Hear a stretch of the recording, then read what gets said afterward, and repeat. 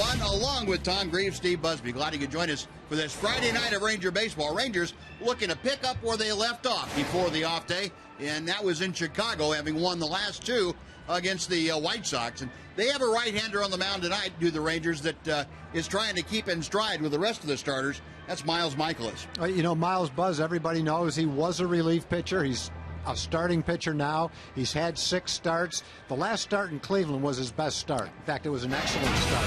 His fastball reached the mid-90s, had great movement. You can tell by the way the Cleveland Indians swung at his fastball how many pitches out of the strike zone they actually swung at on his fastball as to how good that fastball really was. In addition to the fastball, he had an excellent curveball. He pounded the strike zone. When it was all over and done with, he lost the game 2-0. But in 7 innings, he was dominant at times. Miles Michaelis, and on the road, he has been even better than he has been at home. That 1-run record, but a fine 3.20 ERA. He's looking for a little payback tonight as the Astros treated Miles rather rudely when they matched up in Arlington before. We'll come back with more from Minute Maid Park coming up right after this on TXA 21.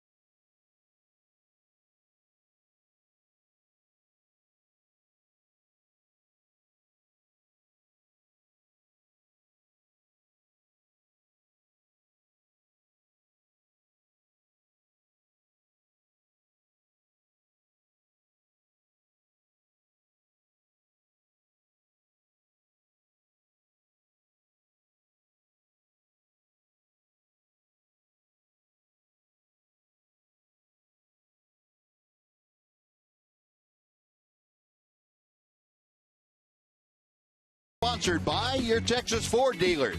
Visit your Texas Ford dealer today. Ford is the best in Texas. By Globe Life, the official life insurance company of the Texas Rangers. And by TXU Energy, inspired by you. Well, back inside Minute Maid Park tonight, getting set for the first game of this 3-game weekend series. Rangers and the Astros. And, Tom, the Astros rely on a couple of guys in the middle of that order and the top of the order, Jose Altuve and Chris Carter, and they both have been good. Yeah, Jose Altuve is a guy that they have counted on, and he's been there from day one. He's been near the top in batting average all season long. Same with stolen bases. He's just maintained that. Chris Carter, on the other hand, got off to a relatively slow start. He was hitting below 200, and then on July 1st, he caught fire. Since that point in time, he's hit 11 home runs. His slugging percentage is .685. Both of those are best in Major League Baseball. The other thing he's done in his last 16 games, he's hitting .340. So he's not only been hitting for power, he's been hitting for average, and he is rewarding the Astros for the significant patience they've shown in playing him for the last couple of years. Well, tonight, Miles Mikolas and the Rangers will try and contain those two and the rest of the Astros. We'll come back for the starting lineups in the first pitch. Rangers and Astros next, coming up from Houston.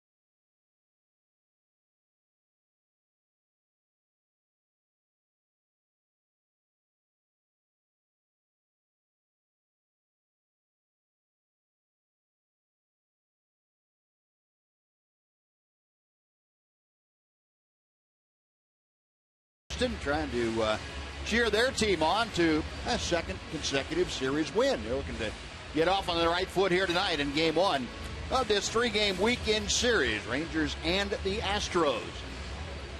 Crowd filing into Minute Maid Park tonight. Astros come in coming off a three-game sweep at the hands of the Philadelphia Phillies in Philadelphia. Rangers, meanwhile, of course, winning 2 out of 3 in Chicago against the White Sox.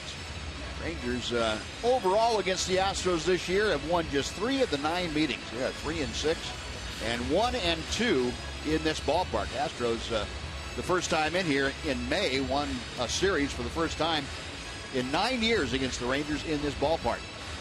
Well, the Rangers looking to get back on the path they've gotten used to against Houston over the years. There's tomorrow night's starter, Scott Feldman, and in addition, a couple of changes for the Rangers the last couple of days. Giovanni Soto back in the lineup. He will be catching tonight, just activated off the 15-day DL on that groin strain.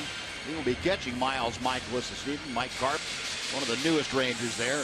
Rangers, to make room for Soto, designated for assignment Jerome Williams, right-handed pitcher. And, of course, the Rangers had also designated Chris Jimenez for assignment. That was a procedural move to get him back off the paternity list. He had been on there for 3 days, and that's the maximum that they could keep him on there. So Ron Washington's club pared down to where they have now 4 men on the bench instead of just 3, and they're back to 7-man bullpen.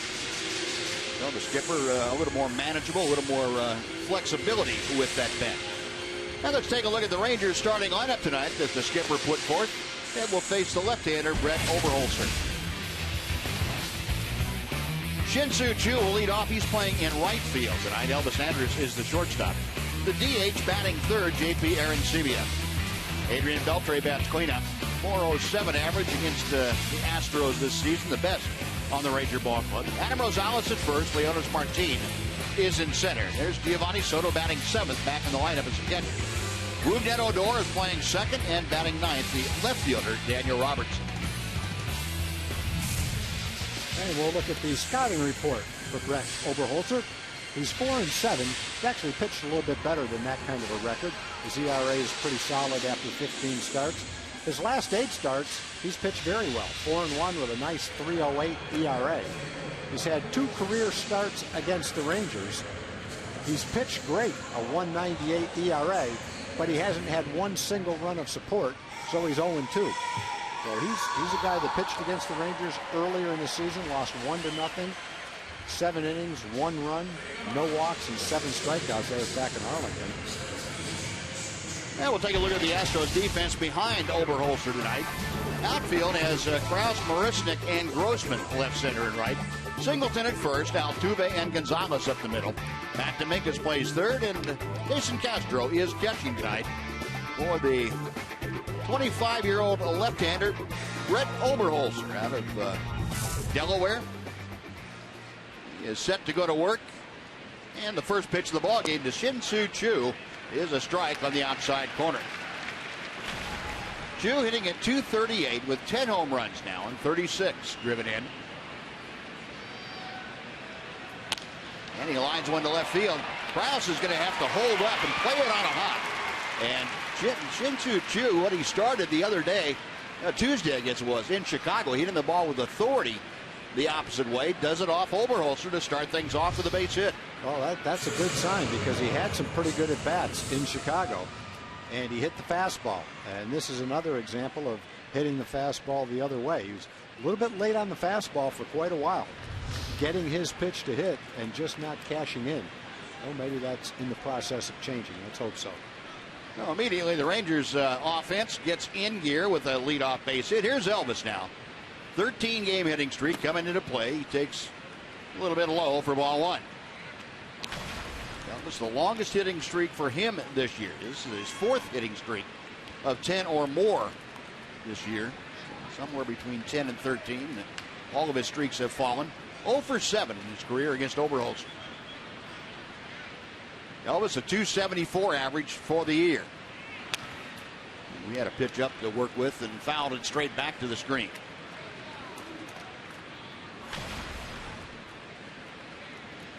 .380 Elvis's average during this current streak. He is tied for the longest active streak in Major League Baseball. Choo, the runner at first, infield playing Elvis straight away. The outfield, see Marisnik there at the top of your screen, well over to right center. A bunt, and it's a good one. Oberholzer's going to have to hurry, and he just does get Elvis at first. Nice play by Oberholzer, but into scoring position on what will be ruled a sacrifice bunt is Shin-Soo Choo.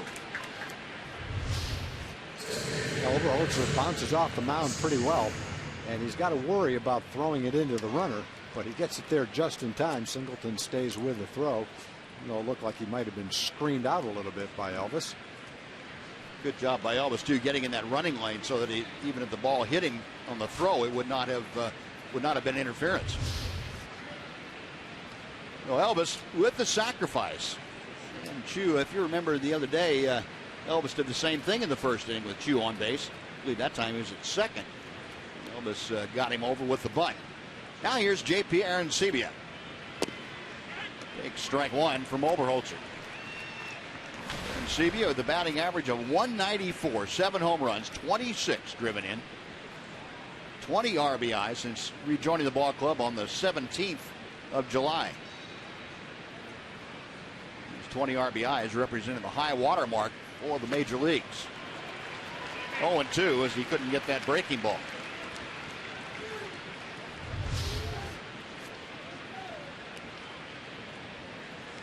Oberholzer has very good control. He's only walked 21 batters in 90 innings. And in his limited major league career, he's never walked more than 3 batters in a game. High and tight with that fastball. 1-2 now to Arancibia. JP with 7 home runs. That ties him for the top spot in the American League since the All-Star break. He has Choo out there at second. 1 out here in the top of the first inning.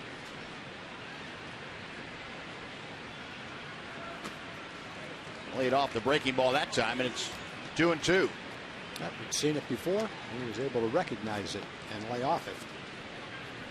Oberholzer was an 8th-round draft choice in 2008 by the Braves. He was involved in the trade and came to the Astros for Michael Bourne, along with some other players. And he pitched well for the Astros last year. A throw back to second base, and Altuve, the second baseman, was well behind the bag. Oberholzer thought he was going to break, and Altuve said, "That's my fault. I didn't catch you in time." It's a good throw, though. Yeah, better be a good throw with Altuve covering. Throw it right over his head. Jew stepping off the lead, peering in from his vantage point at second. Now Arancibia, tired of waiting, asks for time.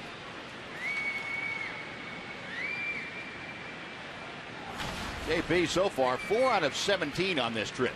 The numbers in the last 12 ball games for Arancibia, a .302 average. That ball is hammered deep to left field. Goodbye. Arancibia continuing to torch American League pitching. His 8th home run of the year. The Rangers jump out in front 2-0. Well, JP kind of earned the 3rd spot in the batting order when Alex Rios couldn't play, based on the way he's been hitting the baseball. Hasn't really been, other than maybe Chris Carter, a hotter home run hitter and RBI man over the last few weeks than JP. Ever since he got recalled from the minor leagues, he put in the work, and he came back a better hitter. He got one right out over the plate. That's not a good spot to throw a home run hitter who's hot. Nope. So Crawford boxes or no Crawford boxes, that thing is a legitimate home run. That was well out of here down the line. And here's the touchdown from that shot to left. That threw the archway out there. That went right in the concourse. Adrian Beltre, a cut and a miss. It's 1-1. Beltre, .319. Against Oberholzer, you can see 3 out of 4 in his career. Adrian still the team leader with those 16 home runs and 61 RBI. Here's a shot from the camera out there above the Crawford boxes, coming right at us and over us.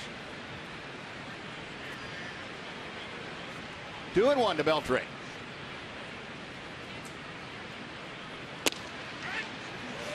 A high strike, 2-2.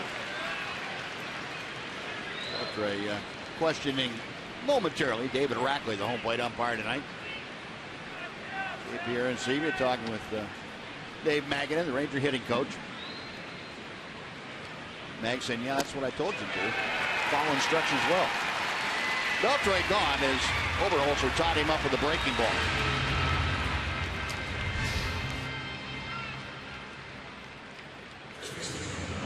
Good curve. He's got a good curveball. Sharp breaking, big curveball. Well, with 2 outs, Adam Rosales now will come up. Rosales moving up to the 5th spot in the order.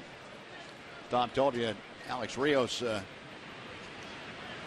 in the original lineup earlier this afternoon, but Ron Washington took him out to give that leg a little more of a chance to take care of it. The skipper had Rosales move up, and Arancibia moved up. Arancibia move has already paid dividends with that 2-run home run. 0-1 to Rosales. 1 ball and 1 strike. Adam, of course, with his first major league multi-home run game on Wednesday in Chicago. He accounted for all 3 Ranger runs against the White Sox. Pitch is at the knees, and the count moves to 1-2.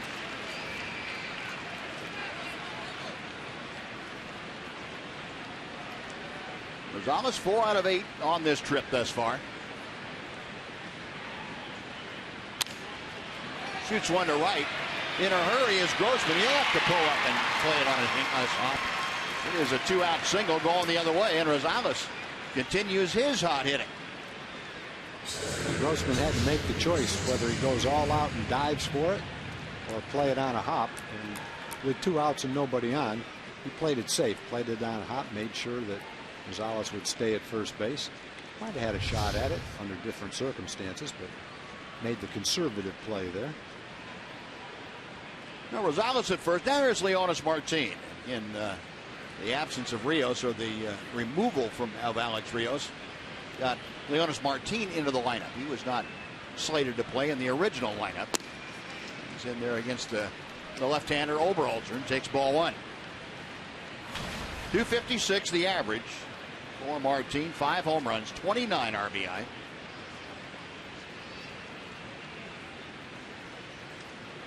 Oberholzer a check of first. The pitch fouled off to the left. Martin just a 125 average on this trip. He's 2 for 16. There's that figure we were talking about. That's for the last 5 ball games, and it's 5 for 40 in the last 12. That's a similar 125 average.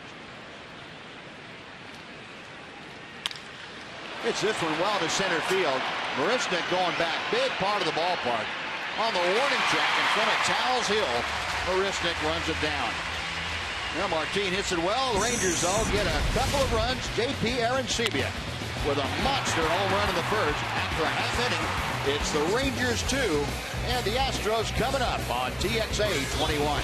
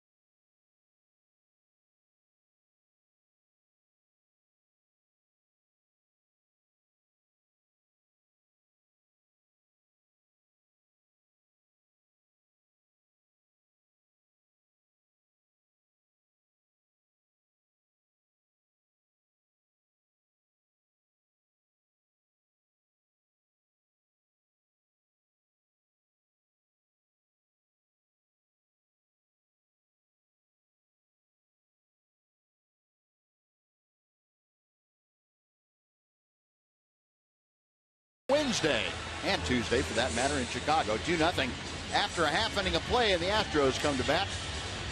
And Bo Porter has cobbled together this 9 to face Miles Michaelis. Jose Altuve, the second baseman, leads off. Then it's Jason Castro.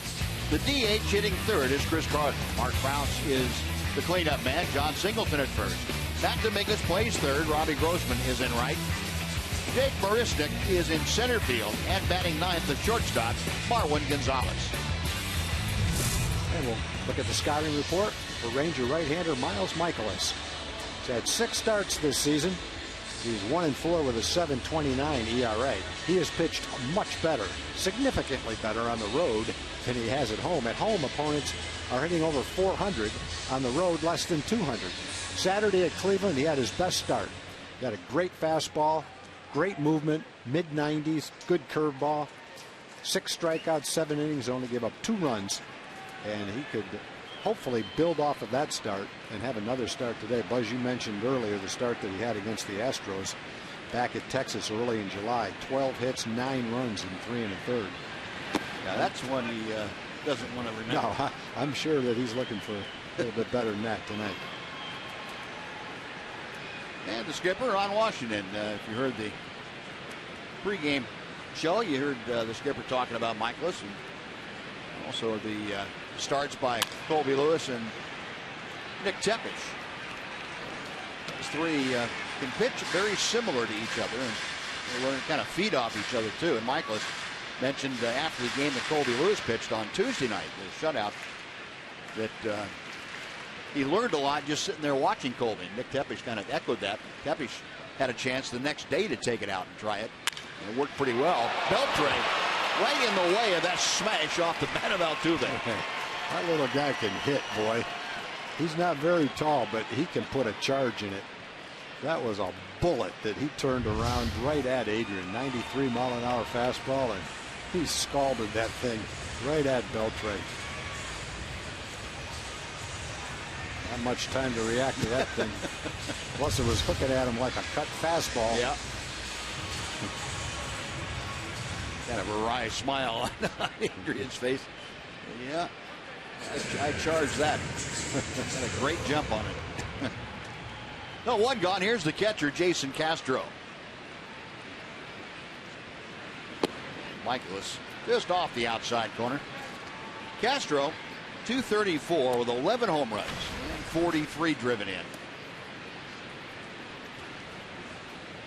On base percentage still relatively low, but it's working its way up. Castro's fared pretty well hitting in that number 2 slot. It's out of play to the left. The count evens at 1-1. Take a look at our Globe Life quote for you. It is from Miles Michaelis, and said, I was paying a lot of attention when he was getting ahead and making them chase his pitches, talking about Colby Lewis. It was a good outing to watch. Yeah. And not just because of the outcome, but because Miles could really relate to the kind of stuff that Colby was using. Very similar to the stuff he has. As a matter of fact, Miles probably has another couple of miles per hour on his fastball that Colby doesn't have. But as far as going about their business, they are very similar in their approach. I have to think if you watch Colby, it just showed crystal clear that if you can command your fastball, that you got a chance to beat anybody. Yep. Colby consistently, he talked about it with Emily before the game. He wanted to throw his fastball down and away and have consistent command with it. He seemed like he did that all game long. And, you know, if you're Miles watching that game, you say Colby was throwing 90 and I can throw 93 or 94. If I can ever master the location with my fastball with the movement he's got, he's going to be off to the races. Got that slow hook, and it didn't quite come in the back door. So the count now is full to Castro. Jason Castro hitting second in the order. He'll be followed by the DH, a very hot Chris Carter.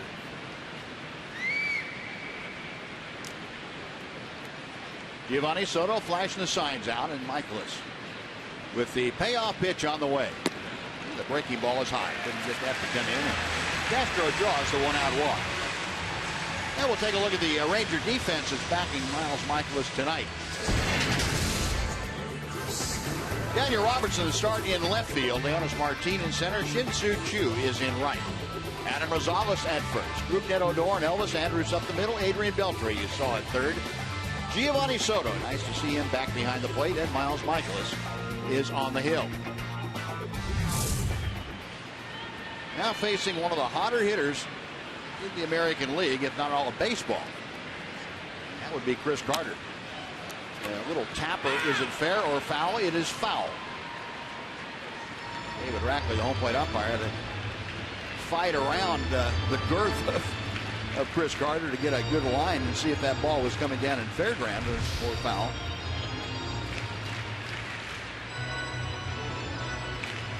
Carter is a player that's always had potential and power. He had a couple little stints with Oakland where he hit 186, 136. And last year with Houston, he hit 223 playing every day. But he hit 29 home runs. And the Astros, they know they're not going anywhere the last couple of years or this year. They saw his power potential. They just stuck with him. Didn't matter whether he was hitting 190 like he was earlier there. They just put him in there day after day after day. And you know, the last month and a half, he has been one of the best hitters in the league. So maybe all that patience is about to pay off. If it does, they've got a big, strong guy who can hit a lot of home runs. Sure do. And, we had a chance on our off day watching the game last night from Philadelphia. The Phillies had against Chris Carter. Carter had 2 home runs in that ball game. Bo Porter's club got out to a 5-0 or 5-1 lead, and they had that going into the 8th inning and gave it up. But Chris Carter had 2 distinctly different kinds of home runs. One he pulled on a hanging breaking ball, and the other was a fastball that was down and away from him. And he took it out to dead center field. And it looked like he just flipped the head of the bat out there and drove it out. That's the kind of power you're talking about, Tom, that he has. It's probably the only team in baseball that he could have played for the last couple of years and stayed in the lineup every day. I mean, eventually, after you've hit 230 and you're hitting 190, they're going to try somebody else. But in the Astros case, they didn't have anybody else. There was no one that they could play that had the same kind of power, that could play the same way, even when he wasn't playing that well. So they just stuck with him. And right now, it's really looking pretty good. He's hit 340 in his last 16 games. No one in baseball has hit more home runs since the end of May than he has. He's hit 18 home runs since the end of May. So right now, the Astros are looking pretty good for having the good fortune of sticking with him. A ball and 2 strikes is the count to Carter. Jason Castro at first, inching off the bag. The pitch from Michaelis swung on and missed a breaking ball that stayed in, and Carter at the last second decided, well, I better swing at it. He was too late. I think he thought it was going to be a ball, then saw it breaking toward the plate, decided he had to swing just to try to make some contact with it, and wasn't able to do it. Miles tried to throw that ball down and away. Turned out to be effective up and in. That's not the location, though, with Carter especially. You want to throw that breaking ball too often. That might be one that if he recognizes a little bit sooner, you won't get back. But that time it was effective. So the first strikeout, 2 gone now. And here's Mark Krause, the left fielder. Krause hitting just 192. Takes a knee-high strike, 0-1. 6 home runs, 19 driven in.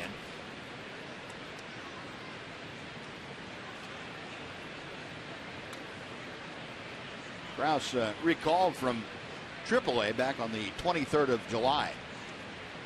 He's hit safely in 8 of the 10 games that he's started since then. 1-1.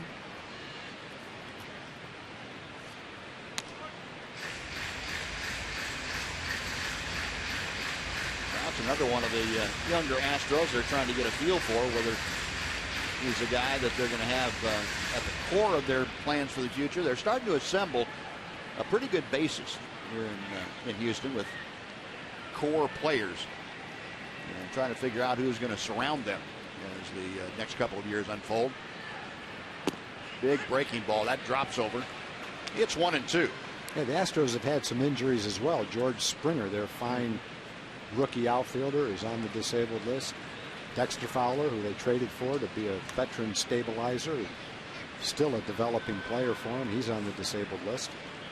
But the guys you're talking about in their mind must be Dominguez and Singleton and Carter, Altuve, right? Maybe Jason Castro.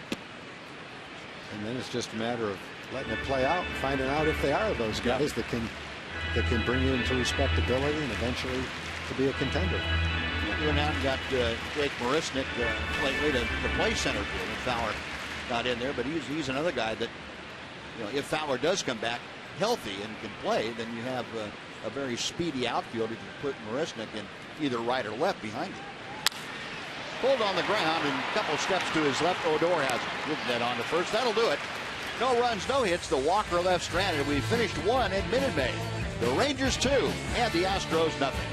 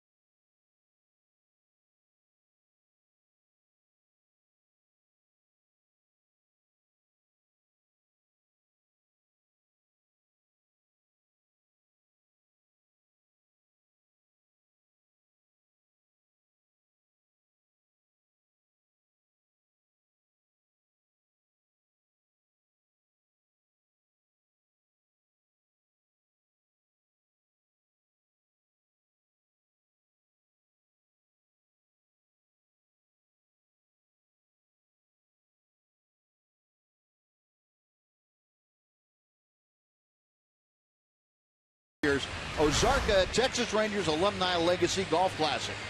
The event is scheduled for September 17th. It's at TPC Four Seasons, a great course and a great resort. For sponsorship information, visit TexasRangers.com/foundation, or if you prefer, you can call 817-436-5933. A lot of the alums out there playing in that. I'm sure that the TPC course will be even a bigger turnout. Giovanni Soto, first ball swinging here in the top of the second. He grounds to Matt Dominguez. So one pitch and one away. Next will be Rougned Odor.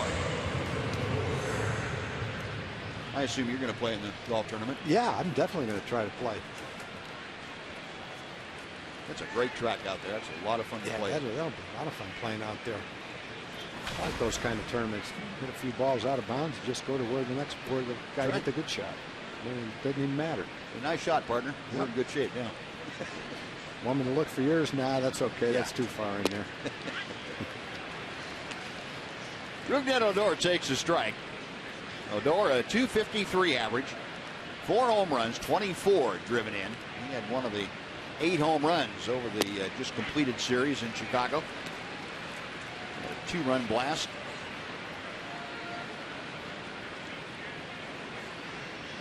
Odor with the longest home run of his young career back in May.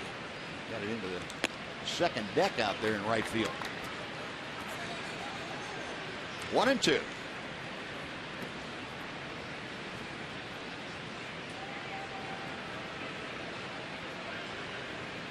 Oberholzer back to the plate. It's punched foul out of play down the left side.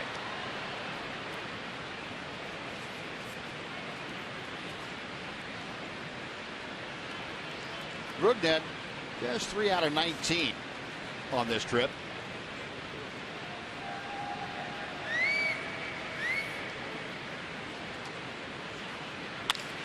And he hits this one pretty well to left center field. That pushes Marisnik back just shy of the warning track. Marisnik makes a catch. That is out number 2. The Astros had Odor positioned perfectly in the outfield. And 2 out, bases empty. Daniel Robertson will come to the plate.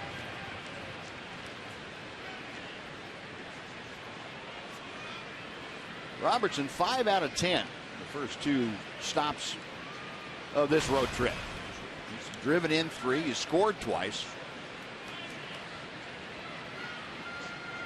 Walked a couple times. .292 the overall average. Takes a strike as he bluffs a bunt.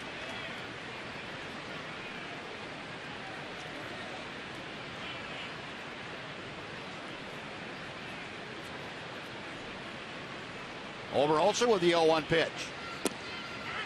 0-2.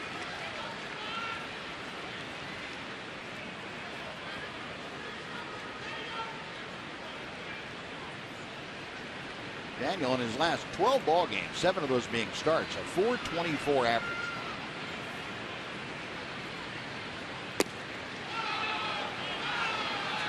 All the Astros were headed toward the dugout, and David Rackman, the home plate umpire, is not so fast. We're coming back here and have one more pitch. He threw it in the catcher's glove, and technically that could have been a strike. Daniel's got another one to play with right here. I wouldn't take it again. I don't think you get it 2 times in a row.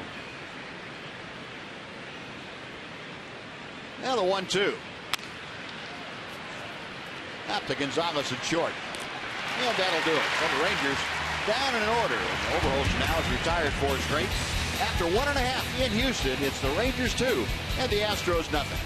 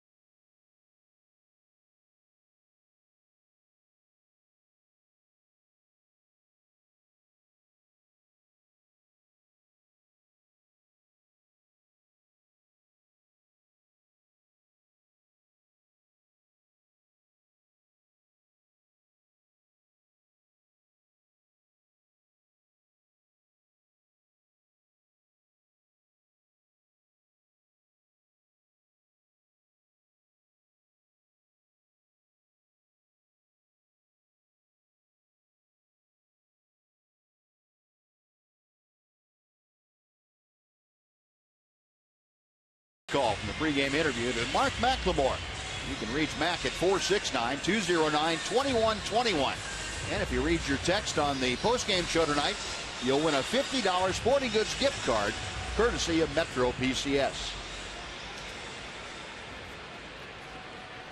Now Miles Michaelis back to the hill. Inning number 2 for him. He'll face John Singleton, Matt Dominguez, and Robbie Grossman. Michaelis issued a 1-out walk in the first. That was it. Had a strikeout. Now he goes to work here in the second. And the first pitch to Singleton is high for ball 1.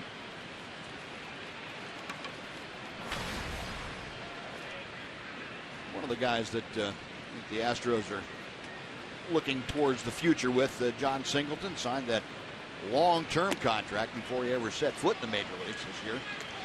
And made headlines around baseball.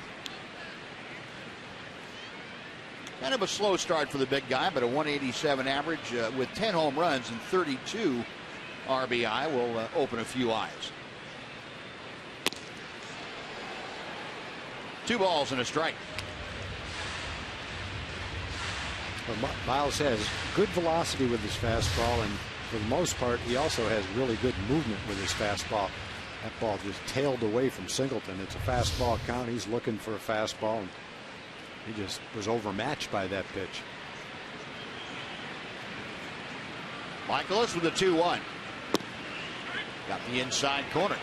Good combination. Yep. He has been watching Kobe. Threw one on the outside corner and then one on the inside corner.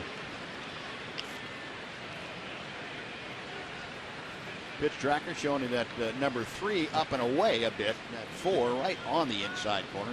Maybe a little comeback action. Wasn't quite as far on the outside corner as I thought it was, but it had some good. There it is again. Pretty good movement. He just blew him away. It's 96 from Michaelis, and strikeout number 2 for the Ranger right-hander.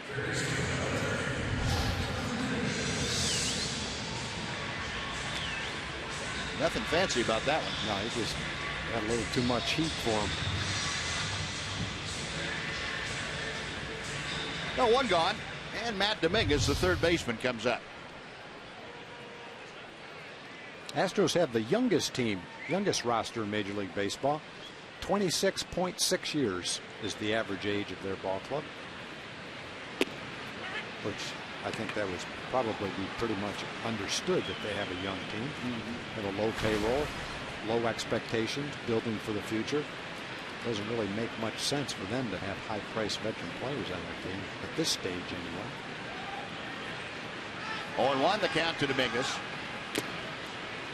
0-2. Michaelis going after Dominguez with that 4-seam fastball that ran up there at 95. He's starting to get warmed up. It was 93 in the first inning, and now it's 95 and 96. Can't wait for the fourth. 103. Now the 0-2. To center field. A lazy fly ball. Jogging in, Leonis Martin. That's out number 2. And that went in on the fists of Dominguez a bit. And Michaelis now retired 4 straight. Next will be Robbie Grossman. The Astros and the Rangers 4th and 5th in the American League. The Astros leading the Rangers coming into play tonight by a game and a half. Astros 23 and a half behind Houston, and the Rangers 25 back. So not the accustomed spot for the Rangers, certainly, and the Astros trying to find a way to get out of this spot they've been in for the last 4 years. To get things going in a positive direction. Bo Porter and company have very definitely made strides in that direction this year. Bo Porter in his second full year at the helm of the Houston Astros. 1 ball and no strikes to Grossman. Hard hit, but just foul outside first. Grossman really turning that inside fastball.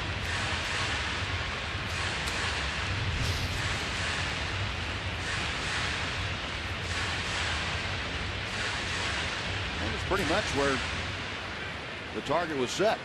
Grossman just pretty quick in there about it.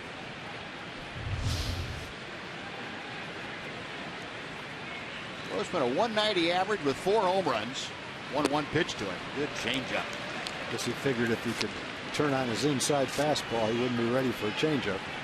And he was right. He was way out in front of it. Good call by Soto. Yep. Michael is set, and the 1-2 pitch. Didn't need to do it on the check swing, and it's fouled off. Grossman with 21 RBI to go along with the 4 home runs.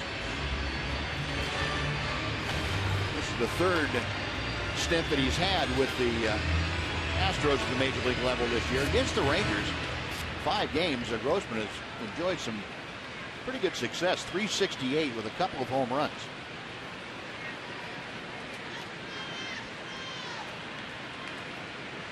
Michaelis studies the signs. The right-hander is ready. 2 balls and 2 strikes.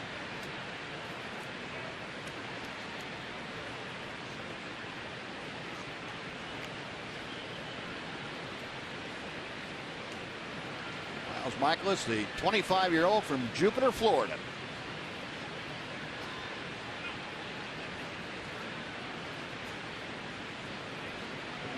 Giovanni Soto have different opinions about what they want to do on this pitch. We'll see who wins out. The 2-2. Down the left field line. That is slicing and going back into the seats. Grossman saw that initially off the bat. Astros fan down there very happy with his capture of that foul ball.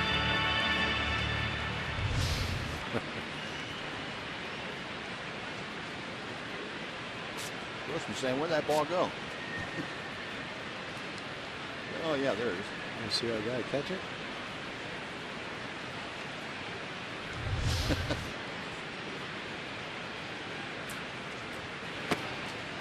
Well, and outside, that fills the count. So with 2 outs, Grossman trying to get aboard if he extends this inning.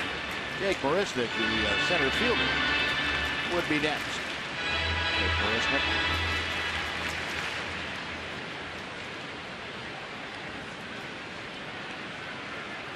Michaelis getting set to throw his 35th pitch here in the 2nd inning with 2 outs. Going inside, ball 4. Grossman able to coax the 2-out walk out of Michaelis. Marisnick now will get an opportunity. 2nd walk issued by Michaelis tonight.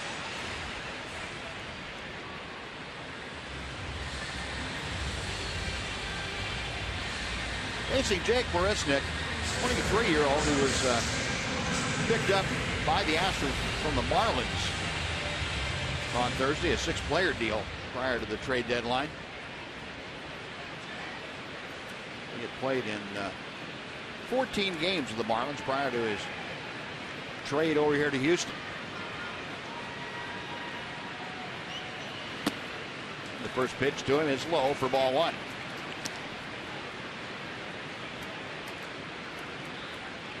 The last thing you want Miles to do now is get a little bit too fine, try to make too much of a perfect pitch. When you're running your fastball up with movement like he is, you can pretty much challenge the hitters. You don't want to give up bases on balls.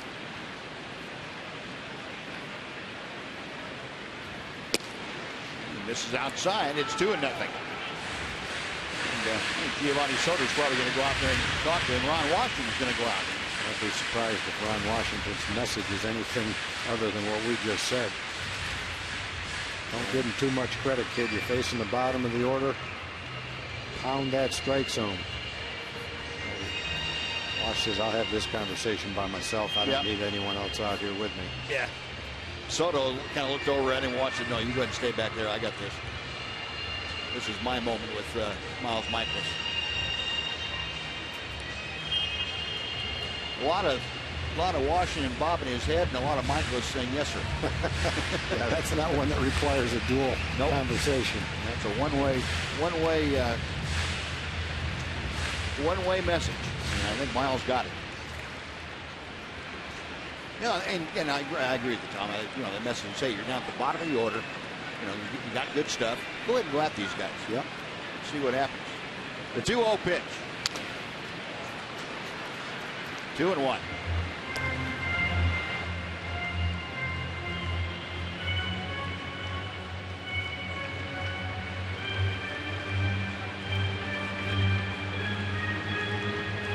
And Ron Washington and Mike Maddox have talked about with the young pitchers. It's a matter of going through situations. You can't always teach somebody without having them experience it. You can only get so much information from somebody else before you have to go out there and put it to use and see how it works out. And Watch is real big on what do you do in different situations. Well, you have to go through those situations the first time to find out how you might react to it.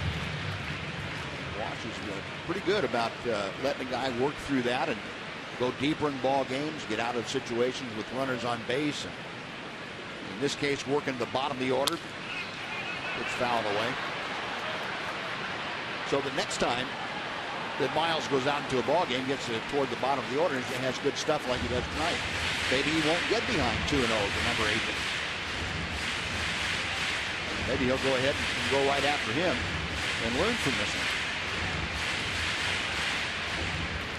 He's come back to get a 2-2 count on Marisnick. Grossman at first with 2 outs. Rangers on top 2-0. Grossman a pretty good lead over there at first. He's on the move. The pitch is hit to the right side and through for a base hit. Grossman continues on to third. Hugh gets the ball back in. Well, Marisnick able to cue one through the right side, the vacated second base hole, as Odor was going to the bag to cover.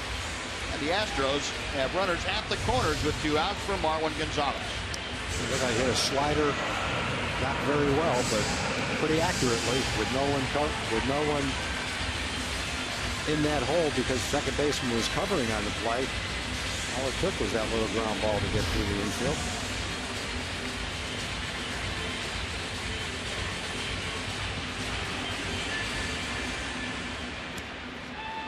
That is the first Houston hit tonight off of Miles Michaelis. Coupled that with a walk. Runners at the corners for Gonzalez. And Gonzalez, a veteran, I guess you would call him on this ball club anyway. High and tight. Got low bridge by a good fastball. Now Miles was kind of in a position to get out of this inning, throwing about 30 pitches. Then with a walk, then a long at bat to Marisnick. Now he's at 41 pitches, getting ready to throw his 42nd pitch. So, hopefully get out of the inning without any damage being done. But still, he will have thrown 42 pitches to do it on a night where the stuff looks like it's better than that. And the fastball is over about thigh high for a strike.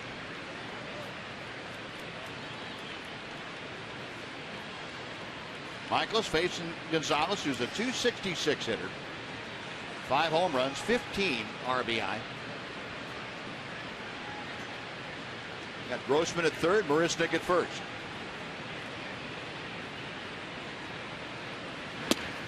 High and tight. 2-1. And it hit it. Came in and must have just gotten the jersey. Just a thread on the seam.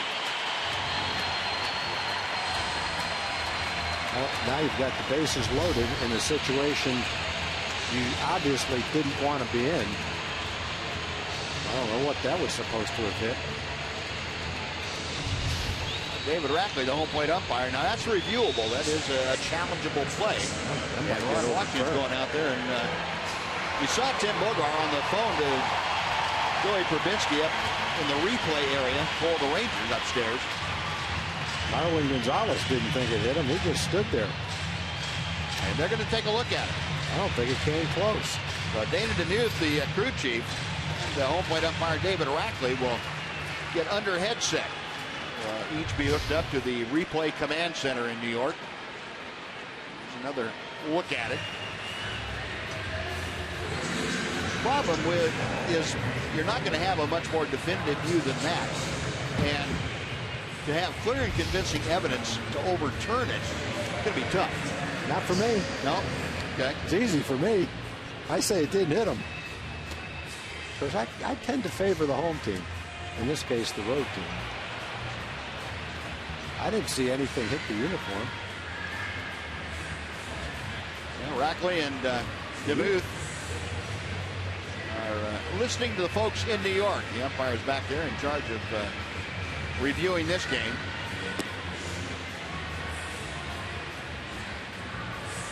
Be some communication back and forth, but we haven't seen this one yet this year, have we? We have not. Replay on whether it was a hit by pitch. If it hits him, it has to hit him right there, because it's not even close back there. I didn't see the uniform move. But like you said, is it clear and convincing? Depends who's doing the judging, I guess. I bet you a lot of people watching right now back home think it's clear and convincing.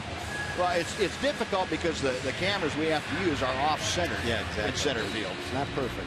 So, you know, the angle, ideally you get one. This is a blown-up shot of what we get from center field. And it didn't hit anything solidly enough to change the spin on the ball. Oh, but, right. you know, would it have... It probably wouldn't have changed the spin of the ball had it hit the uniform top. It's all it had to brush. You would have thought the uniform top would have moved a little. Yeah, you would think. And they're going to give him first base. And I've got to think that was just couldn't turn it over. The call probably stands. Yeah, the call stands in that there wasn't enough evidence to overturn it. No clear and convincing evidence to overturn it. So what that does is load the bases with 2 outs and bring up the last guy you want to see in a Houston uniform. That's Jose Altuve. He got two quick outs. Just blew Singleton away. Dominated Dominguez with his fastball. Jammed him a little blooper to center field. Then walk. A lot of pitches to Marisnick. Hit Gonzalez, the 7th, 8th, and 9th hitters. Now you got to get the best hitter in the league out. And you got to be careful because in a situation like this, he's extremely aggressive. They went with something other than a fastball in the first pitch. Dropped the breaking ball in. Took a minute and 56 seconds to decide that call was one that was going to stand. Well, the base is full of Astros. Rangers on top 2-0, but that lead in jeopardy with 2 outs here in the second. 1 ball and 1 strike. Altuve lined a vicious line drive into the glove of Adrian Beltre at third his first time up. Beltre playing just in a step or so from where he is right now, and that ball got on him and nothing flat. Grossman, Marisnick, and Gonzalez, third, second, and first. And a drive to center field. Arizona going back. Leonis Martini puts the brakes on and makes the catch as he backpedals onto the warning track. Altuve gave it a ride. The biggest part of the ballpark saved Miles Mikolas and the Rangers. No runs, 1 hit, 3 left. On to the third. 2-0 Rangers on TXA 21.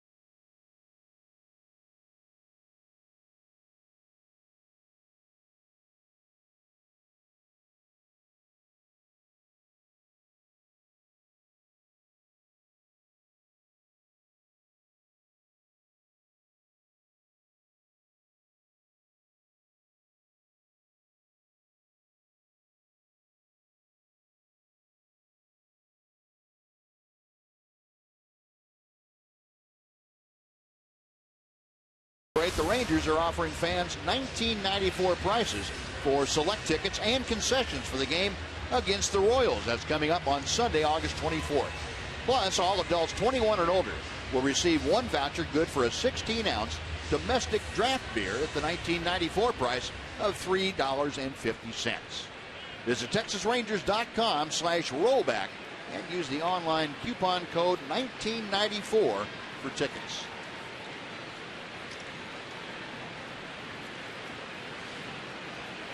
Miles Michaelis had to work overtime, and it was his own doing, and able to get out of that hot spot in the bottom of the second. So the Rangers still leading 2-0 as the top of the order, facing Brett Oberholzer here in the third inning. Shin-Soo Choo began things by singling to left. Altuve's 0 for 2 in the game. He's got a line shot to third and a 405-foot fly ball to center field. Just hit that to the wrong part of the ballpark, fortunately.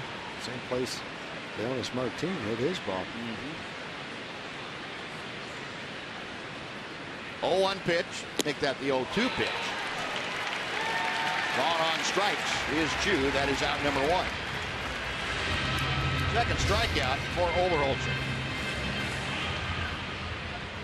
Goes up with a fastball a little bit. Goes by Shin-Soo. Oberholzer now has retired the last 5 Rangers he's faced. He will go up against Elvis Andrus. Elvis had a sacrifice bunt in the first inning. 0 for 1 officially. Takes the first pitch down and away.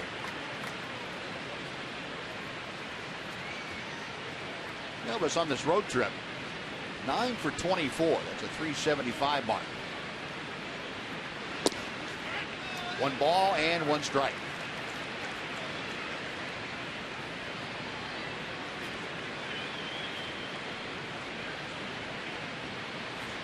Elvis with the league's 10th best average against left-handed pitching. Hits this one hard. It's knocked down by Dominguez. 2 gone. Well, Dominguez sacrificing his breadbasket for that one. That thing came up and plunked him right in the belly and then popped down right in front of him.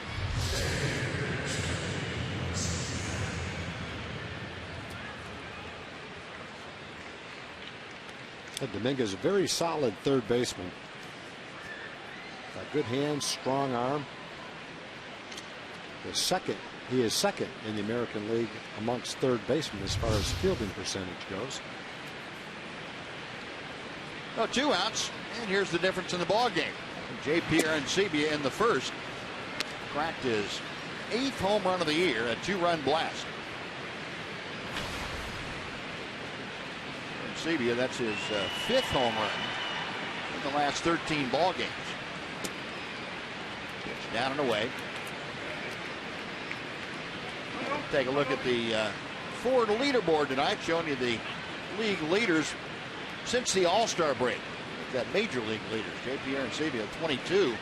That is 4 more than Big Papi. Hits this one well to center field, and Marisnik got a good read on it. And that is another 1-2-3 inning. So 7 straight now set down by Oberholzer. Rangers gone in the top of the third after 2.5. 2-0 Rangers.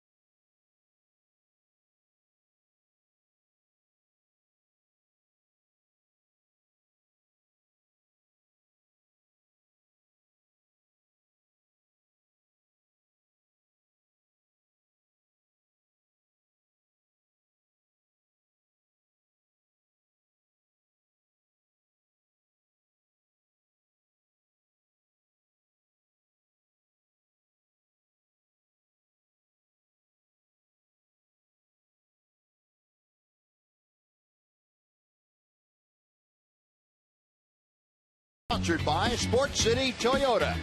Log on to sportscitytoyota.com.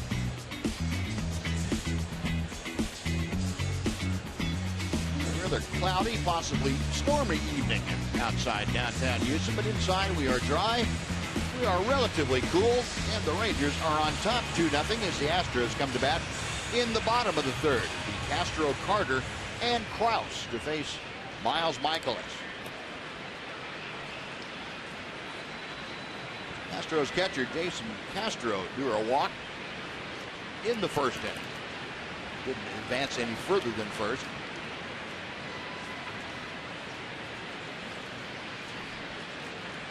Michaelis set to go to work. The appeal down to third. It is a swing, according to third base umpire Tony Randazzo. 234 Castro's average, 11 home runs, 43 driven in.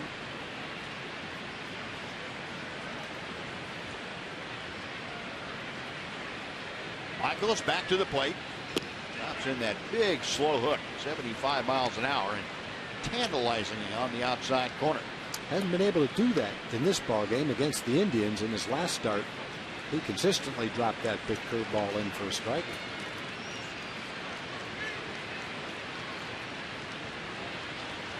The 0-2. 21-mile-an-hour difference between that curveball and that fastball. Pretty effective. You feel that fastball in the hands.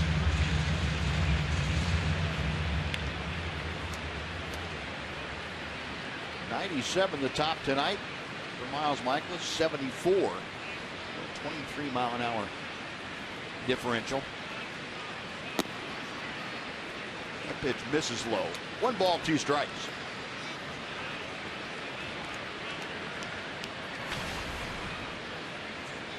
Castro with 3 home runs in his last 10 ball games.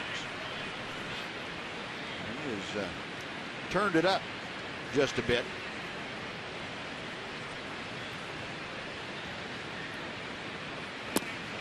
It's that pitch just a little bit low. It's 2-2. 4 and 5 there on our pitch tracker.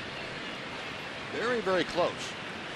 Miles trying to go to the bottom part of that strike zone and not missing by much. Out of play down the left side. We'll try it again at 2 balls and 2 strikes.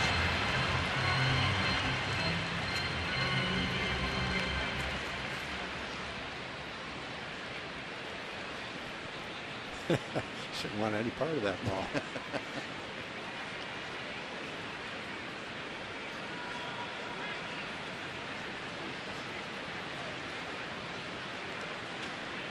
Miles, a belt high set, and the 2-2 again. To right field, right at Shin-Soo Choo. Maybe a step in. That is out number 1. Well, Castro skies out. Now Chris Carter. Astros here at home are 26 and 33 this year. They have gone through spurts here at home where they've put some good offense up on the board. Bo Porter's club comes in third in the American League in home runs with 126, and it's a big advantage in this ballpark to have guys that can pop the ball a good ways in the air because it's very homer friendly. And this big guy, all he has to do is make solid contact, get some elevation, and he's going to hit it out virtually any part of the ballpark except to dead center. I wonder how many balls have been hit out here to dead center. I don't know. I'm sure they have a number for it. Keep track of it. It's a long one if you do. 436 feet to dead center. Wall down out there goes down to 5 feet at that 436 mark. So they give you an advantage of having a low wall. 436 feet from home plate. 0-2. Got him swinging. Second time that Michaelis has struck out Chris Carter. 2 gone for Mark Price. You're talking about Carter. He's one of the hottest hitters in the league with significant power. He's made some good pitches to him. breaking ball down where he couldn't handle it. Got him to miss it again. We'd love to see him get Krause. Go right after him. Don't have a long at bat. Go right after him. Have a 1-2-3 inning and get right back on track. And that theme, you'll remember, was something Ron Washington was on Derek Holland about quite a few times. Even when Derek was pitching well, Wash had to go out there a few times that Derek could get 2 quick outs and then get into a habit of getting cute and messing around and throwing a lot more pitches than he needed to. And that was one of the things that Wash used to make one of his little treks to the mound and have a one-way conversation with Derek Holland. Krause, a ground ball to second, his first time up there. 0 for 1. 191 the average as Michaelis comes back to him. A swing and a foul tip. A ball and a strike.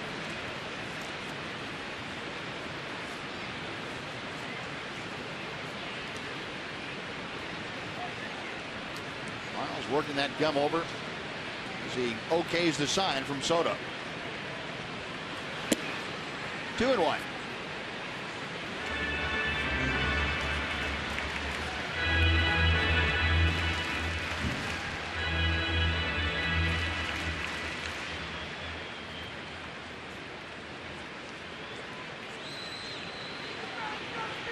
Michaelis back to the plate. That will even the count at 2-2. And outside, a beautiful sunset. A lot of pinks and oranges.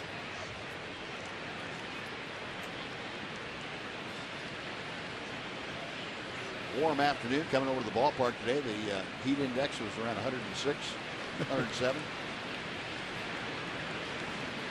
Now the 2-2. Hard hit on one long hop to Elvis. That'll do it. Well, the first 1-2-3 inning for Miles Michaelis. He does indeed stay right after it. We're going to the 4th inning here in Houston. Rangers 2, Astros nothing.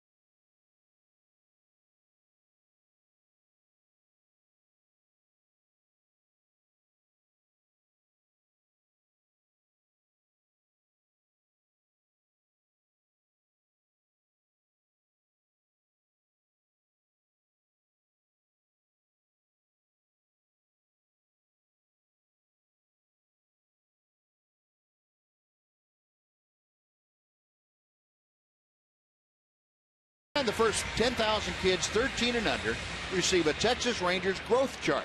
That's courtesy of Medical Center Arlington Fitness All-Stars program.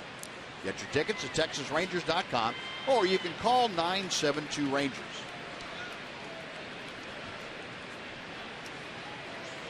Rangers come to bat in the top of the 4th inning, leading 2-0. Adrian Beltre takes an off-speed pitch from Oberholzer in for strike 1. Beltre a strikeout in the first. Rangers have not done anything offensively against Oberholzer since that first inning. It was strike 2.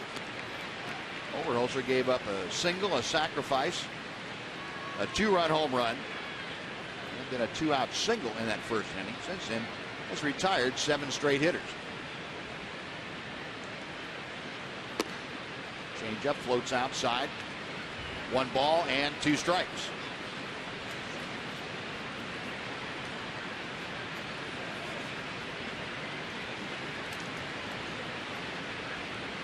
'25-year-old left-hander goes to the line, back to the plate. Beltre, a sinking line drive to left for a base hit. Had some top spin on that. Adrian with his first hit of the night. First hit for the Rangers since that first inning. 1 on, nobody out for Adam Rosales. Oberholzer has a good curveball. That one came into Adrian, hit him off the hands a little bit. See it hit the trademark, but still ended up as a line drive for a base hit.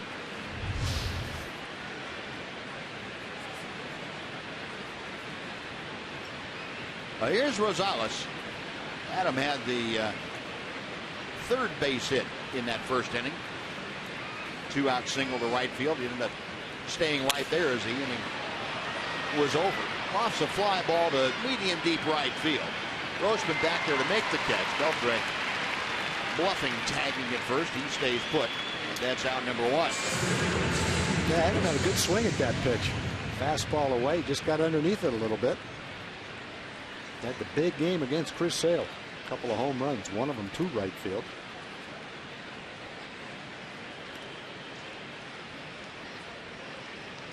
Folks are trying to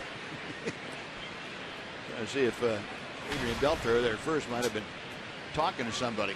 They're trying a hidden ball trick? No.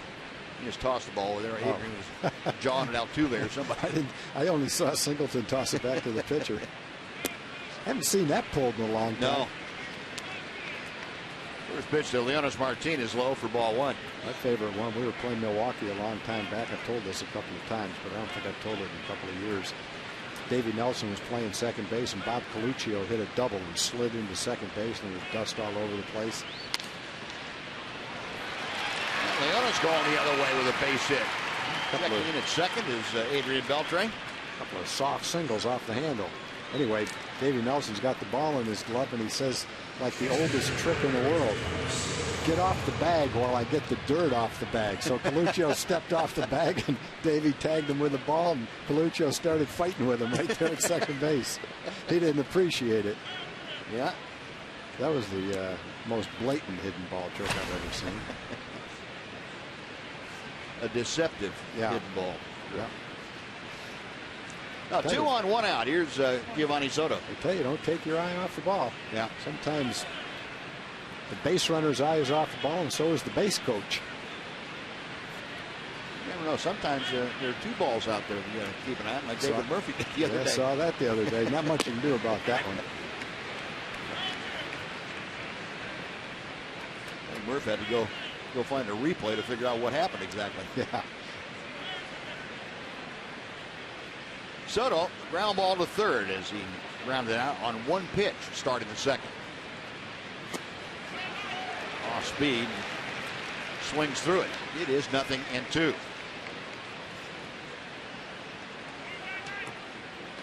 Soto just activated today, the 15-day disabled list. Had 5 rehab games at AAA. 4 starts at catcher and 1 as DH. Hit safely in all 5 of them. The pitch inside to him. 1 ball and 2 strikes. And Castro, a slow walk out to the mound. I think he might have been crossed up.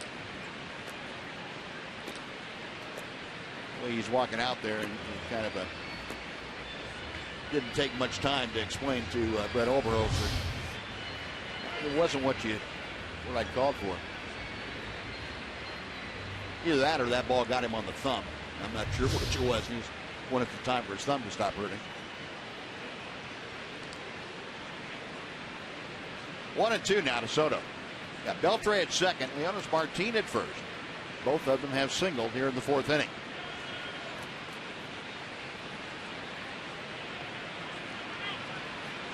Time called. Soto tired of waiting.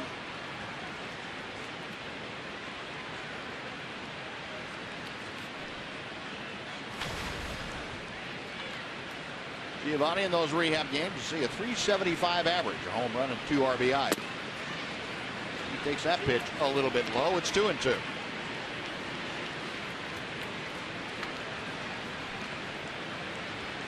Rangers 2 runs on 5 hits thus far against Oberholzer. Astros no runs on just 1 hit. Here's Mikolas. Soto. A rip and a miss at the off-speed pitch. That is out number 2.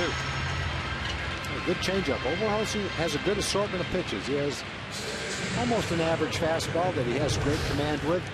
He's got a good curveball. He's got a good changeup. And he threw exactly where he wanted to throw it. Well, 3 strikeouts now for the Astros left-hander. With 2 outs, it'll be Rougned Odor coming to the plate. Odor skied to center back in the 2nd inning.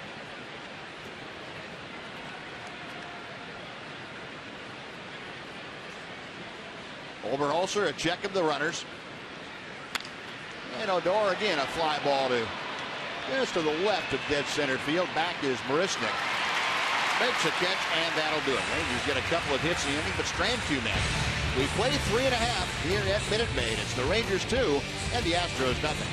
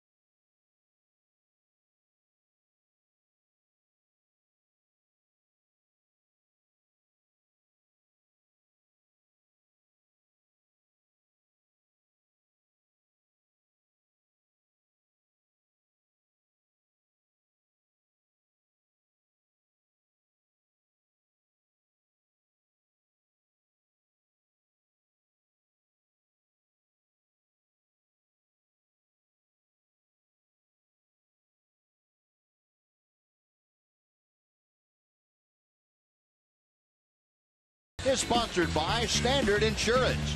Call Standard today. And by Freedom Dodge. Nobody beats a Freedom deal. Nobody.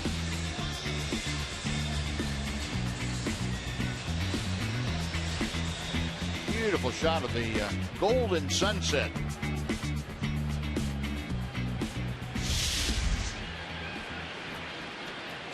Nice crowd on hand for this Friday night. Fireworks after the ball game here in Houston, and Rangers provided a little fireworks of their own in the first inning. J.P. Arancibia's 2-run home run. That's been the only scoring in the game so far. John Singleton, first ball swinging, lofts a foul ball that will just get over the top of the Ranger dugout and out of play.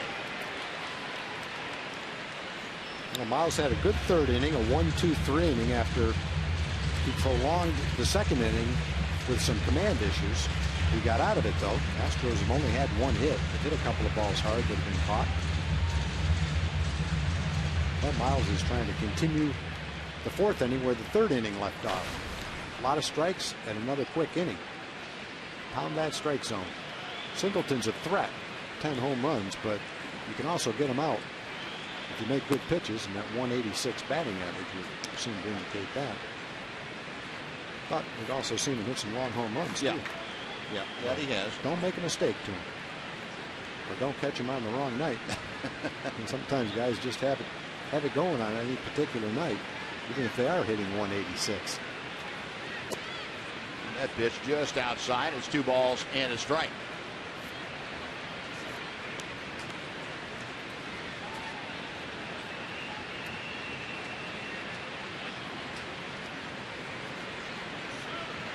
Singleton, you remember, had a home run at Globe Life Park. And coming into play, a 500 hitter this year against the Rangers. He had pretty well torn the Rangers apart, 6 for 12.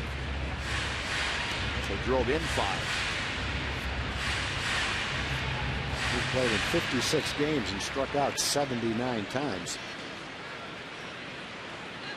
That's a fairly alarming rate. Michaelis has fallen behind 3-1, and the pitch to Singleton. That ball is hit high and deep to right field. Chu is back on the warning track and makes the catch. And Singleton, in a hitter's count, got what he was looking for and just got under it. Well, that is a relatively long out, number 1. He might have hit it a little bit toward the end of the bat. Didn't quite have that sound that you despise so much, Buzz. Yeah.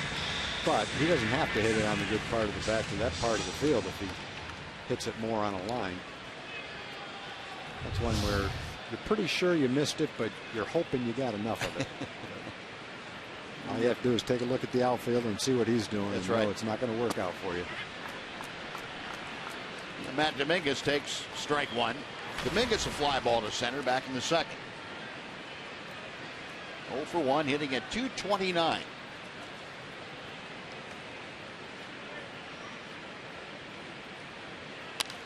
Fouls that pitch back and out of play. It's 0-2.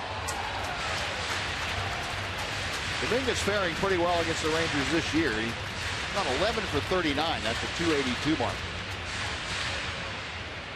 In his career, however, even though he has 4 home runs in 102 at bats, hitting just .235. Michaelis with the 0-2 pitch. Left center field. Martin and Robertson. Leonis Martin taking charge. That's 2 outs. So just as the second inning, Miles Michaelis gets the first 2, and now he will deal with Robbie Grossman. Grossman started that succession of 3 hitters that Miles Michaelis had his only spot of trouble with tonight. Grossman walked, Marisnik singled, and Marwin Gonzalez hit by a pitch. But Grossman really is a perfect example of what you would gain by watching Kobe Lewis. He's the kind of guy, just pound it down and away. He's not really a home run hitter. You don't want to walk him. He's got a little bit of speed, and he will take a walk. He's got a pretty good eye for the ball. But just look at the catcher's mitt, throw your fastball down and away. That ball is up the alley in right center field. 2 hops into the wall. Grossman at second is going to put the brakes on as Chu gets the ball back in quickly enough. Grossman got a pitch down out over the plate, and that was not in the area you were talking about, Tom. No, it didn't quite get there. Looked like it got a little bit too much of the plate. You see Soto had to bring his glove back from the outside corner to the middle. But, it's not a terrible pitch. It's down, but it was right in a good spot for Grossman to get a good swing at it, put the good part of the bat on the ball. Now that is just the second Astros hit tonight against Miles Michaelis, and the man with the first hit is standing at home plate. It's Jake Marisnik. Marisnik shot one through the right side in the second inning. Vacated hole as Grossman, who was at first, was moving, and that pulled the Rougned Odor to cover the bag and left the whole right side open. A swing and a miss. A good breaking ball. It's 0-1.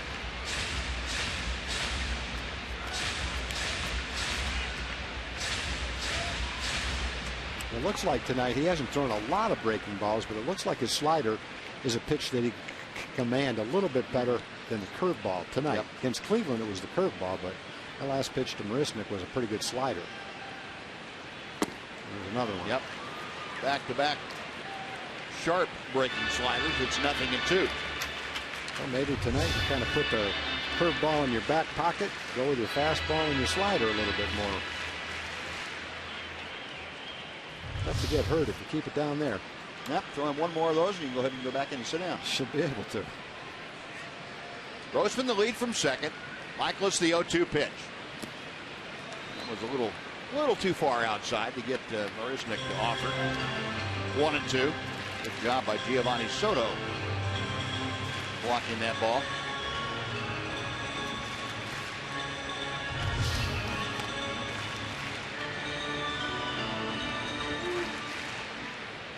Giovanni, technically a very good defensive catcher. Blocking balls and gets right down there after it. Now the 1-2 from Michaelis. That will even the count.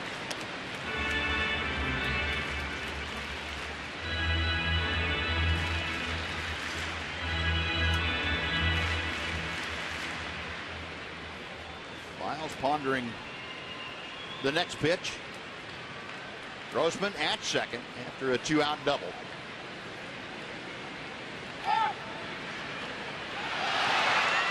Just off the glove of Odor, but not very far. Grossman staying put. Looked like a pickoff play at second that was run underwater in slow motion. I think he was concentrating on making an accurate throw to second.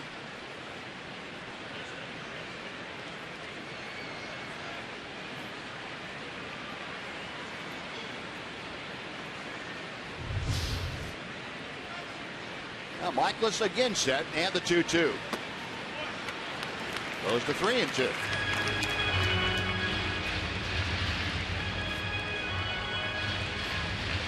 Now we'll see what Miles comes up with here for 3-2. You've got a contact hitter waiting in the on-deck circle. Even though first base is open, Gonzalez will hit from the left side. Marisnick, a right-handed hitter. Normally you'd say go ahead and throw him another slider in 3-2, but I don't think you want to take a chance on walking him. Now with the 2-run lead. Payoff pitch, and that's high, ball 4. He did try the slider and didn't come close. Well, it just wasn't a real good at bat for Miles. You jump out with 2 good sliders, get 0-2. You know, to a young guy that hadn't had a lot of experience. He's only hitting 130, and he just couldn't make another pitch. I think he tried to make a perfect pitch from the 0-2 pitch on and wasn't able to throw a good strike for him. Ron Washington talking to Mike Maddox about that last at bat. So 2 on with 2 outs. Marwin Gonzalez rushed by a pitch. Miles Michaelis his first time up. That loaded the bases in the second. Similar situation here, in that runners are at first and second with 2 outs. Grossman at second, Marisnick at first. Rangers play the infield a step or so around to the right. Beltre 30 feet off the left field, the third baseline. The strike hits the inside corner.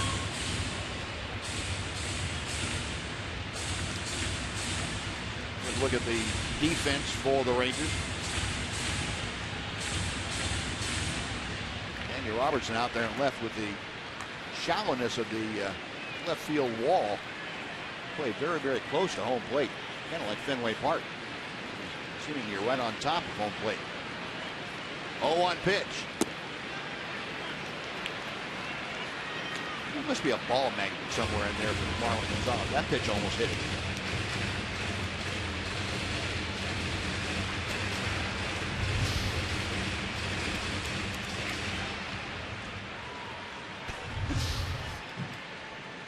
One and one. Gonzalez back in the batter's box. Miles Michaelis peering in for the signs. The right-hander is ready. Directly, however, the home plate umpire holding his hands up. So everybody resets. We'll go back at it again. Good pitch down and in. Off the plate at 95. And it's a ball and 2 strikes.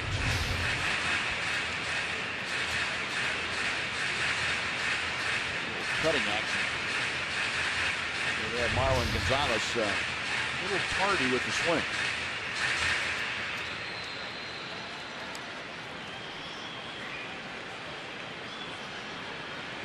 Grossman the lead from second.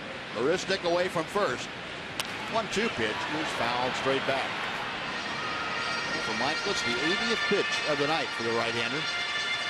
Results in a foul ball. He'll need at least one more here in the 4th.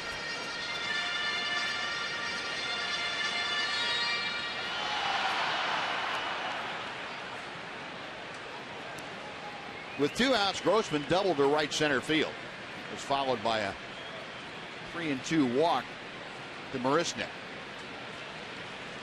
All of this after 2 quick outs. Another 1-2 pitch instead. Giovanni Soto asked for time.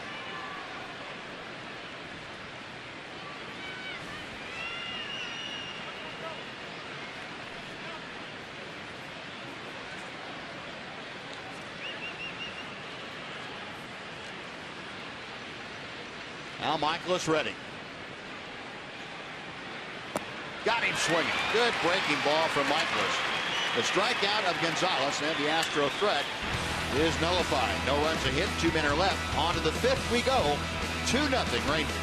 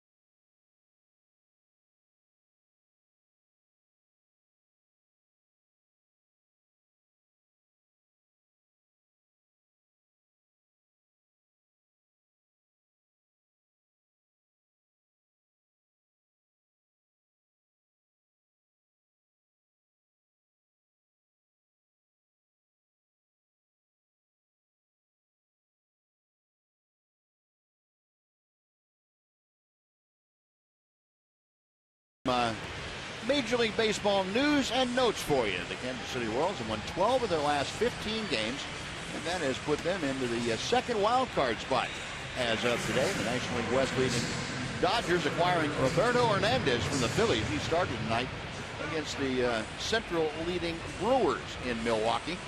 Milwaukee leading that ball game in the 6th inning, 2-0.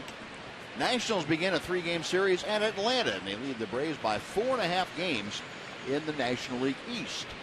Yeah, it looks like the Tigers are about ready to blow another big lead. They lost the lead earlier in the season, about a 7-game lead. The Royals played great. Tigers played badly. Tigers went 2 games down to Kansas City. Then they came back and built up another 6-game lead. It's down to 2.5 right now. Tigers are losing to Toronto tonight. So yeah. Kansas City's closing that gap. Everybody thinks the Tigers have one of the best teams in baseball, which I guess they do. But they're not playing that way really on a consistent basis this year. Daniel Robertson takes the pitch from Oberholzer outside. That runs the count to 3-0. So Robertson trying to get aboard to start the Ranger 5th inning. He's batting 9th. He'll be followed by the top of the order. Shin-Soo Choo to be next. There is a strike. Oberholzer for the first time tonight, a 3-ball count. As Tom told you, his control is pretty much impeccable. Averages less than 2 walks per 9 innings. 3-1 pitch. Robertson gives it a ride to center field. Marisnick going back. He was playing shallow, reaches up and makes the catch. Nice running catch by Jake Marisnick, 23-year-old outfielder, and he showed you some of his groundbreaking skills out there in center. Well, you can see him angling back toward right field. The ball's in back of him right now, and he can't really turn while he's going that fast, so he just kind of leans back and angles toward right field a little bit, reached up and caught it. Been a number of balls hit pretty well to dead center field, but they've been hit by guys who pretty much hit their best bolt, and it's 390 or 400 feet out there, and both outfielders have run him down. And Shin-Soo Choo on the first pitch taps softly to first. That is out number 2, and it'll bring up Elvis Andrus. Yeah, that's the part of the ballpark where I think you need the big guys to be playing. Yeah, little guys hit fly balls out there. They feel good. They sound good. You've hit your best shot, but you're going to sit back and watch the center fielder run them down, unfortunately, in this park. That warning track in dead center is about 40 feet shy of the wall and the hill. Elvis 0 for 1 tonight officially. Had a sacrifice bunt, and he grounded out. 1 ball, no strikes.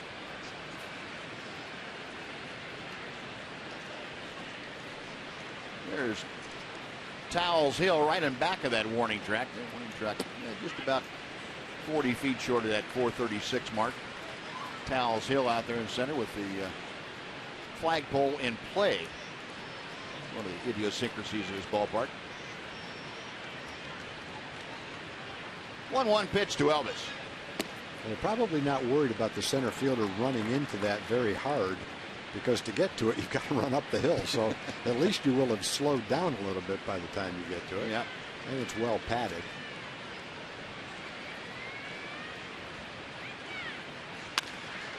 Elvis hits it sharply, but right at Gonzalez, his counterpart at short. And that'll do it. Oh, a very quick inning. Or Brett Overholser sends the Rangers down in 1-2-3 fashion. We have finished half the ball game here tonight in Houston. Rangers leading 2-0 on TXA 21.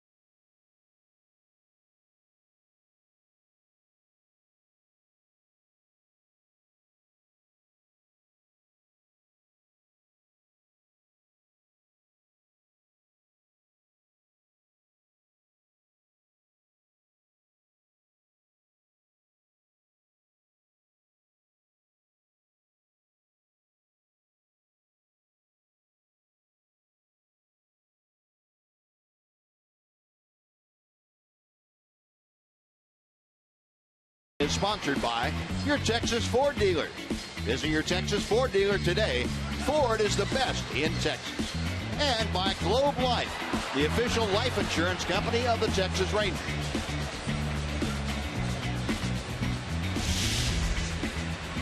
Miles Michaelis back to the hill to start the bottom of the 5th inning.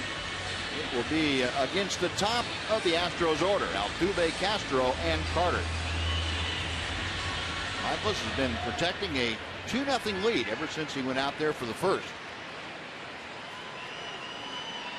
His counterpart, Brett Oberholzer, has done a pretty good job of shutting down the Rangers since that 2-run outburst.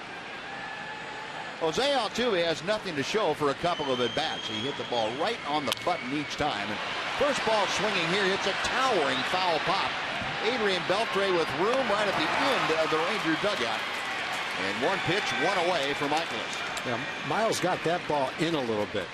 Altuve has been right on everything today, but this pitch was a little bit inside. Might have been a ball. So he got underneath it and popped it up in foul territory. He's trying to throw it down and away, but it runs in. Now it's actually a strike. It ties him up just enough to where he can't keep it fair, and it turns into an easy pop-up out. this guy to get on one pitch to start the inning. It looked like Altuve had Miles thrown the ball away to him. That would have been right where Altuve was going for it. Yeah, he's been right on it tonight. He's hit the ball hard. He's looking like he wanted to take it away and drive it that way. And Jason Castro, the catcher, takes low for ball one. Rangers in an overshift defensively on the infield. Castro tonight has flied to right and walked. 0 for 1. Rougned Odor playing 35-40 feet out of the shallow right. Fastball catches the inside corner. A ball and a strike. Pitch tracker showing you that splitting that inside corner. Number 2 there. Good fastball. Castro, an 11 home run hitter. He fouled that pitch straight down. Castro over the years has fared pretty well against Ranger pitching, coming into play tonight. A .262 lifetime average with 4 home runs against Texas Earlers. This year, though, just 3 for 15. We just caught him a couple series where he was injured and out of the lineup. Carlos Corcoran had started in his place. Michaelis with the 1-2 advantage in the count. Now 2-2. And you're right, Tom. That curveball, the feel for him has not been there tonight on that pitch. No. Slider it has, but not the big overhand curveball. So at this stage of the game, do you keep throwing the curveball, or do you go to the slider and bag the curveball? You've thrown enough of them. I think it's still in the hitter's mind. You've done that, even though you haven't controlled it. I think you kind of bag it. Chopped into the shift. Hard throw by Odor from shallow right. 2 gone. If it were early in the game and you were convinced you weren't going to be able to throw, you still have to do it every once in a while. Preferably when you're ahead in the count, just so hitters don't completely forget about it. Yeah. You don't want them to be able to zero in on 1 or even 2 pitches. Colby and Nick Martinez having a little talk there in the Ranger dugout. Nick Martinez, the last of the 4 Ranger right-handers to work. He will be throwing on Sunday. I say the last of the 4. Last of Colby and Tepish, Michaelis, and Martinez. You doesn't count among those guys. These are guys that throw similar. He's on an island. Yeah.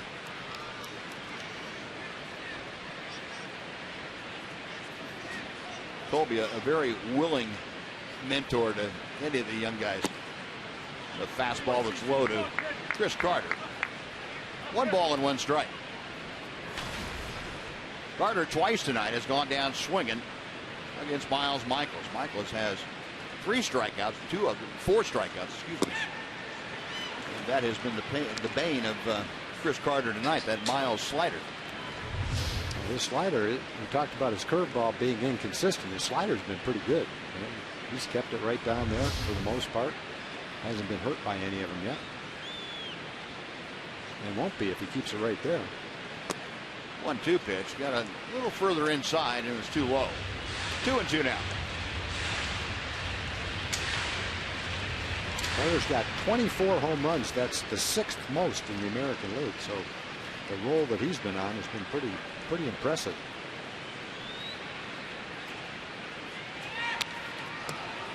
That fastball up and fouled it back to the screen. We'll try it again. Got 2 balls and 2 strikes. Carter's hit 18 home runs since May 28th. Since that point in time, that's the most home runs in Major League Baseball. He will strike out occasionally, but so will Mike Trout. Yeah. Boy, I wouldn't have expected Mike Trout to be there, but he's been here all year. Fastball outside. The count is now full to Chris Carter. If Carter extends his 5th inning, Mark Krause, the cleanup man, will follow in the order. Krause. Rangers have shifted against Carter, so they have 3 infielders on the left side of the diamond. Now the payoff pitch. High in the air, deep left field. If it's fair, it's way out of here. It is gone. Chris Carter cuts the Major lead in half. It's now a 2-1 Texas lead.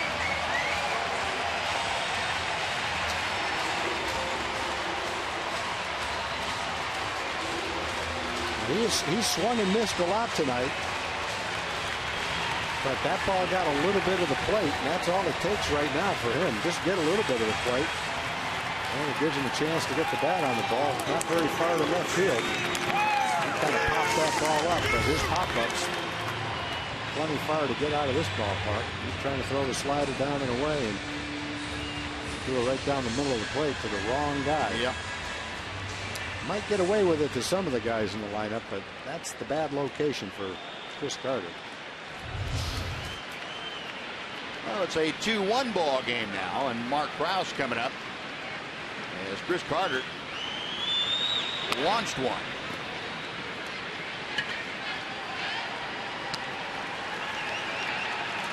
It was the first base hit on anybody above the 6th spot in the Astros order tonight.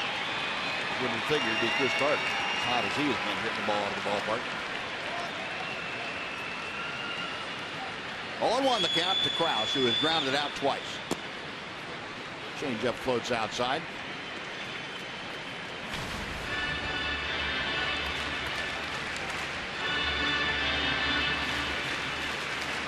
Krause can drive the ball out of the ballpark on you. 6 home runs. Driven in 19. This is 55th game. Fastball tails back to the inside corner. 1-2.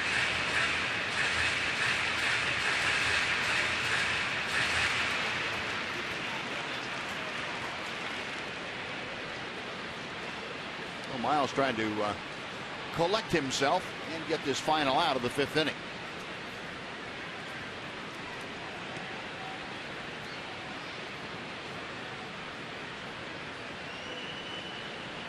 The next pitch.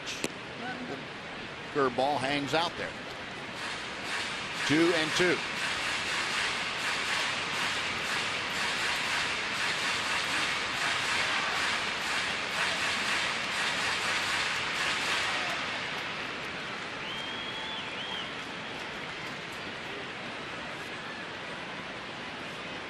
Leaning in to get the sign. Giovanni Soto flashing him out. Michael is ready. And Krause skies at the shallow right field. Going out. And it's going to drop between Chu and Odor. And into second is Krause. Shin-Soo Choo had plenty of time to get there and became a spectator. Well, Chu's got to come in, call off the second baseman, and make the catch. It's as simple as that. He's playing a timid right field. You make the second baseman, who's 20 years old, go 100 yards out in right field to try and catch the ball. And that's his ball all the way. You get a jump, you run over, you yell, "I got it," and you run in and catch it. As simple as that.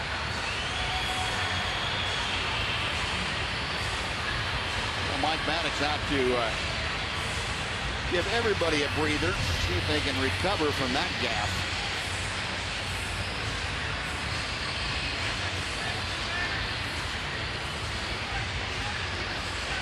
A short-lived conference, and now John Singleton comes to the plate, and all of a sudden he represents the go-ahead run in this game. Singleton tonight has struck out and fly to reasonably deep right field.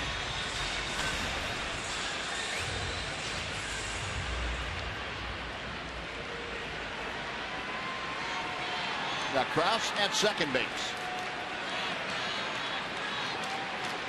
Michaelis now getting ready to throw his 100th pitch of the night.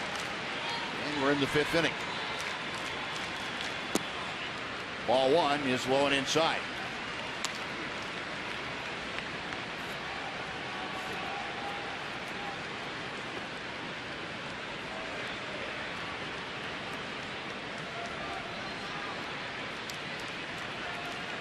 Fastball about 64% of the time. Was an off-speed pitch that Singleton way out in front of. 1-1 the count.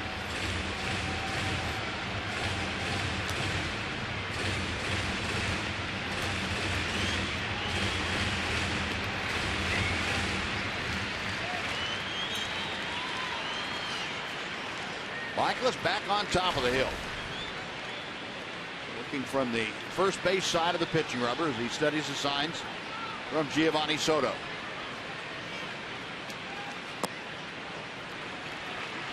A little bit low. It's 2-1. Pretty good changeup. He was able to lay off it, though. Generally, you'll get a batter to swing at that pitch. It was borderline enough to where it could have been a called strike. It didn't look like it, but where it went by the plate was high enough.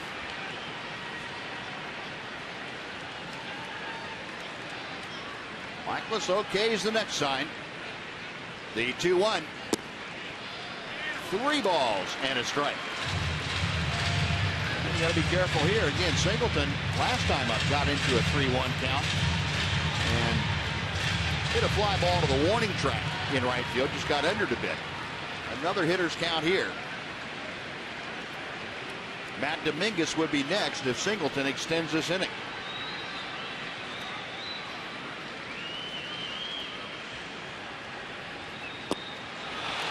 Three and 2. With that change up again.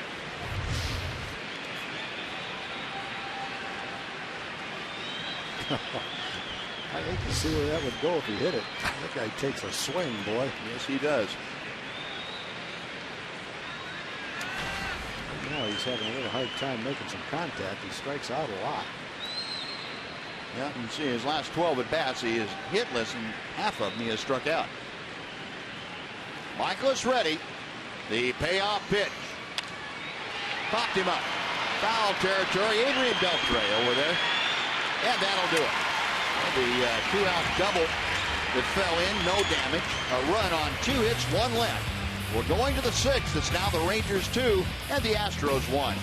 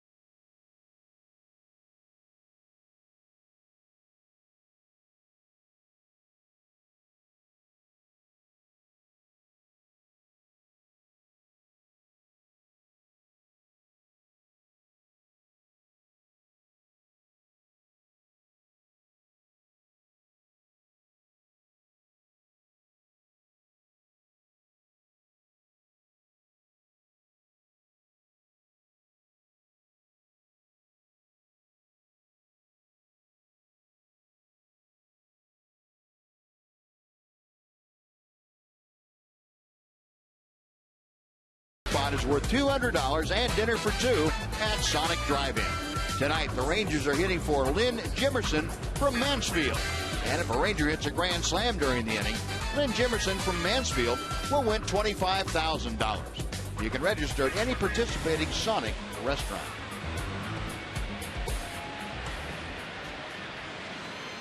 Well, Lynn, here's a guy that has had a few slams lately. J.P. Arancibia, a 2-run home run in the first inning. 8 for the season now, 7 since he came back. He takes the first pitch from Brett Oberholzer of the inside corner for strike 1. Gregorio Petit is now in to play second base, so Altuve removed from the ballgame. If we get any information about Altuve, we will certainly pass it along. And the TXU Energy replay of the game. J.P. Arancibia in the first. Oh, and he is just on fire. His 8th home run of the year, his 7th since coming back. TXU Energy, inspired by you. Some of that energy that JP's got going. 2-1 the count to him here, leading off the 6th.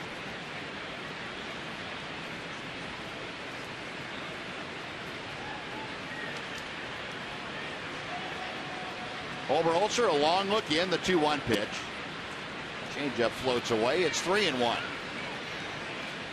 Aaron Sevilla trying to get aboard in front of the cleanup man. That would be Adrian Beltre.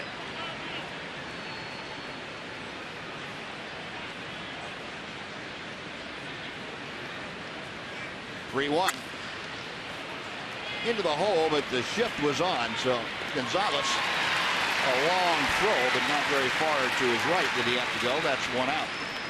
It's one of those rare times where you see a right-handed shift like that. Second baseman on the other side of second base. That ball right in the hole for a base hit if they're playing in normal position, so the shift worked. See the Rangers do that against Chris Carter, and they're not doing any right-hander. Here's your right, Tom, if you shift that much against. No. Beltre is another one that the Astros feel that the way they're pitching and will get a lot of balls on the ground that left side. They have the shift on against him on the left side also.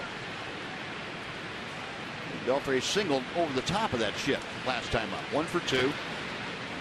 And ahead of the count. 2 balls, no strikes.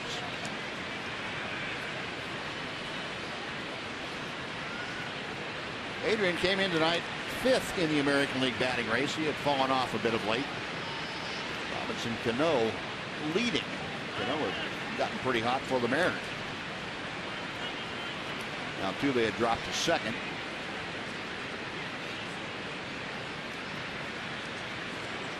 Oberholzer with a 2-0 pitch.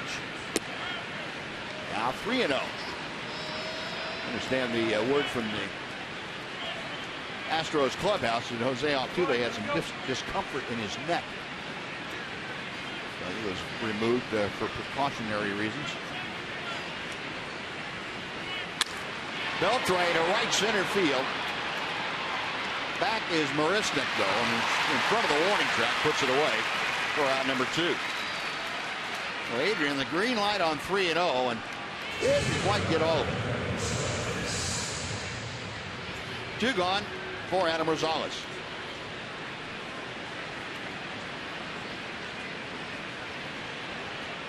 Rosales tonight singled in the first, flied out to right in the 4th inning. He just missed a pitch in the 4th, taking it to right in a towering fly ball.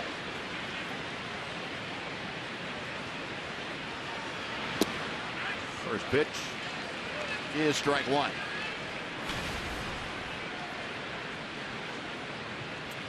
Rosales a .333 average.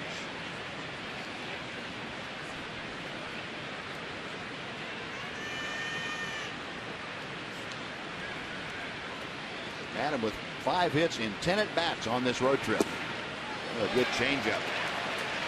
0-2 the count.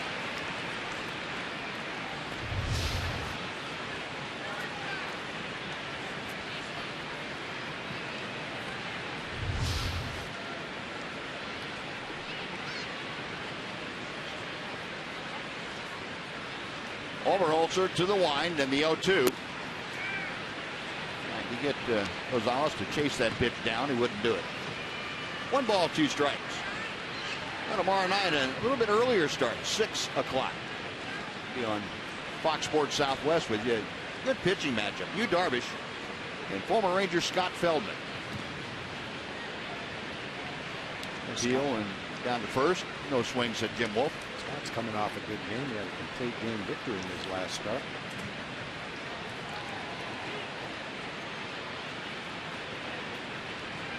Two and 2 is David Rackley, the home plate umpire, lets everybody know.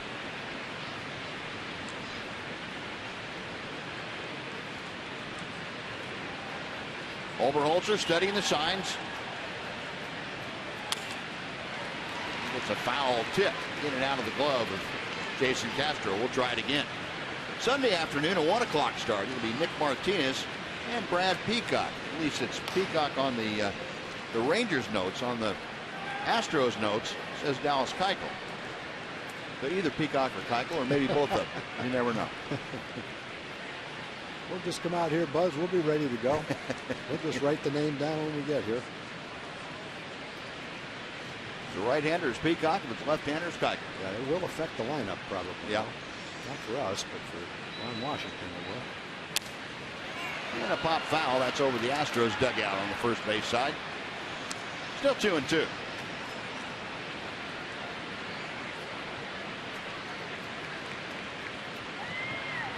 Ron Washington taking in things from his seat on the top. Miles Michaelis. Be interesting to see if he goes back out for the sixth inning. In 105 pitches, and we'll have to see. Sean Tolleson had been up and throwing. And he is still up, but not actively throwing.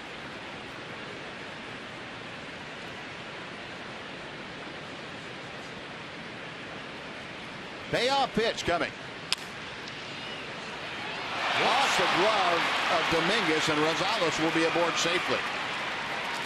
It's going to be an error on Dominguez, and it looked kind of like a lackadaisical effort by Dominguez. Maybe just thought it was an easy play. I think it was a pretty easy play for him. Didn't take any kind of a hop or anything. Might have played it to come up a little bit. It stayed down. But he played the Astros a lot. I've seen him play a lot of third base, and generally that's a simple play for him. He's got good hands and a strong arm. Well, the first error of the night by either team, and for the Astros, their 73rd of the year. They came in 11th in the American League in fielding. 1 on, 2 out. Leonis Martin, who singled his last time up, trying to move Adam Rosales along from first base. Martin now 3 out of 18 on this trip.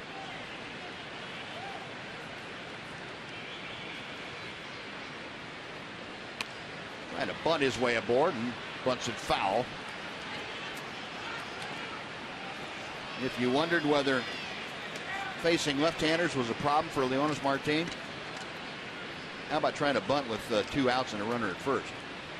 Yeah, when the third baseman weigh in. Yeah. Yeah, it's probably not something that someone suggested to him. Let's put it that way. I wouldn't think so. That's kind of like running the white flag up. Here's my best shot. Late swing and a miss. Down in the count now, 0-2.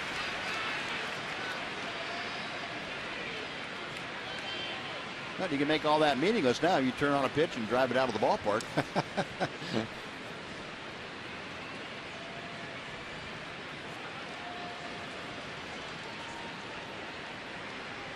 Rangers 2 runs on 5 hits tonight. The Astros a run on 4 hits.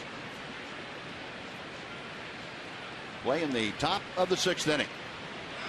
There goes Rosales. The pitch swung on and missed, and that'll do it for the Rangers. No runs, no hits. There was an error, and 1 man left after 5 1/2. The Rangers 2 and the Astros 1 on TXA 21.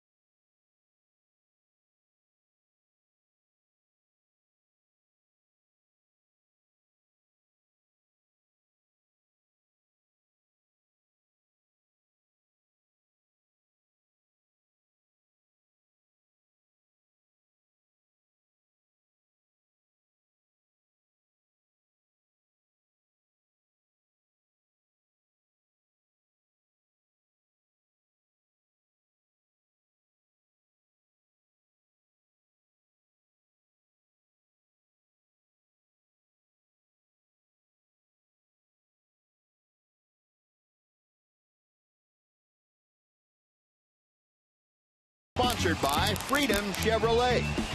Nobody beats a Freedom deal. Nobody. Now, Miles Michaelis' evening has come to a close. With the exception of the one at bat for Chris Carter, a good evening for the major right-hander. He had it going pretty well. 4 strikeouts, only 4 hits and a run. He ended up throwing a lot of pitches, but he had good stuff tonight. He had a good fastball with good movement. One pitch that wasn't working consistently well for him tonight was his curveball, but he had a good slider, threw a few changeups. But again, he's coming off a nice start in Cleveland. 2 good starts on this road trip. 7 innings, 2 runs in Cleveland, and 1 run in 5 innings tonight. Sean Collison will come on and take over for Miles. So he can continue to build on those starts, and I think he knows what he has to do to continue to improve. And a nice step forward again tonight for Miles. 26-year-old Sean Collison, Allen, Texas native, and a Baylor ex, on here to take over and see if he can't get a couple of innings of zeros on the board against the Astros. He'll face Matt Dominguez, Robbie Grossman, and Jake Marisnik here in the bottom of the 6th. Dominguez 0 for 2 with a couple of fly balls to center. 1 ball, no strikes.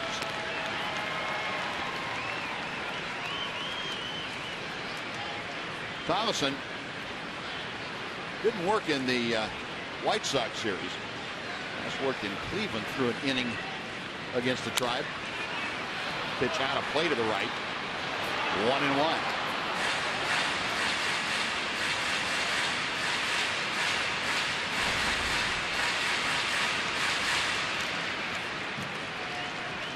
Collison came in that extra inning affair at Cleveland.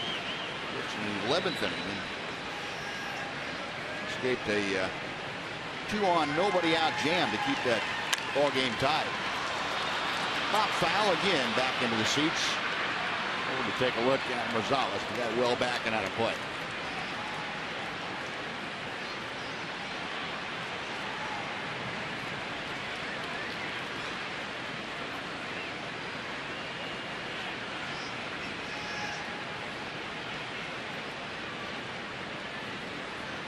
Your bullpen is pitching more effectively, especially since the All-Star break.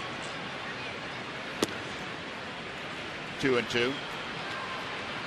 Club, the bullpen really got overworked there for a spell. And, it's going to take him another month, I think, to catch up to where they're all feeling better again. Yeah, I think Sean finally had enough time off to where he should be feeling pretty good. He was pitching, felt like he was coming in at least every other day for a while. He's run the count full now to Dominguez.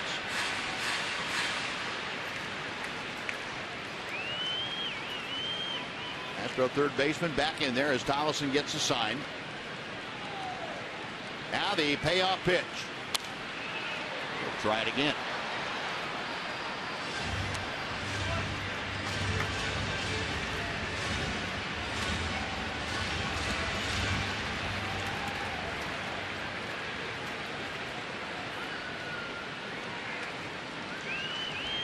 Ranger outfield plays Dominguez around to the right. They give him a lot of room down the left field line. A little foul to the right. Well, you would expect Collison to probably keep the ball away from him. And this next pitch will be the 8th of the first at bat here in the 6th inning.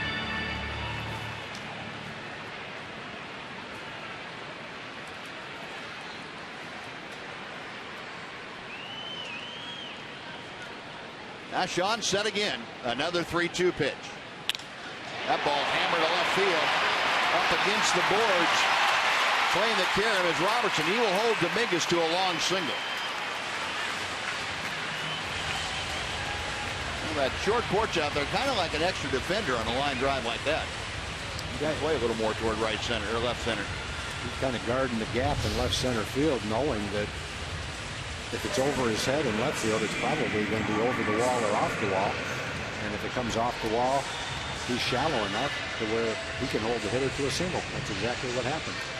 You protect the gap for a double, and you hope that you can hold the runner to a single if it's hit to the left field line of you, toward the left field line, away from you. Well, the Astros for the first time tonight have their leadoff man aboard. They are here in the 6th inning, 1 on, nobody out. And Robbie Grossman, who is 1 for 1, a walk and a double, steps to the plate. And Beltre coming down the line from third, just in front of the cut of the grass, protecting in case there is a bunt. Dollison with a high set. He will force Dominguez back to the bag with a throw.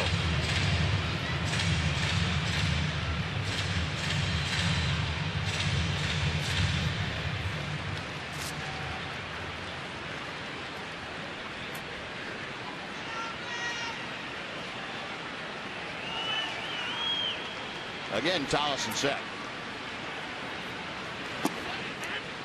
And the strike at the knees to Grossman. Showing any inclination to bunt there. And out of the batter's box, checking with Pat Listach, the third base coach. Bo Porter might want to put on something after that first strike. A 2-1 Ranger lead here in the bottom of the 6th inning.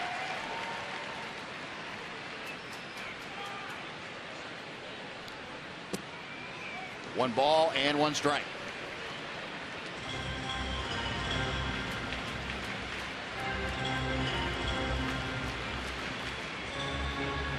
Ron Washington and his coaching staff, a difficult task in that a lot has been said about development, but you still need to keep it in the context of developing players while trying to win every ball game you can. Sometimes those two don't go hand in hand.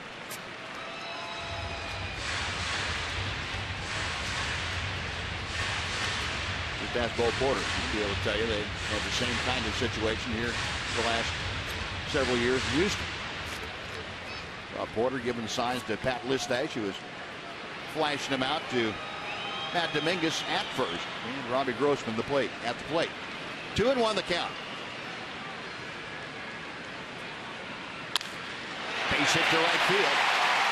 Dominguez will stop at second. He had to hold up to make sure that ball went by him safely. And back-to-back singles, 2 aboard, nobody out. Jake Marisnick, the center fielder, coming up. Well, Robbie Grossman came into the game hitting 190, but he's had some good at-bats in this game. He worked the walk in the 2nd inning. He doubled in the gap in the 4th, and he rips his fastball away to right field. So he's 2 for 2 with a walk.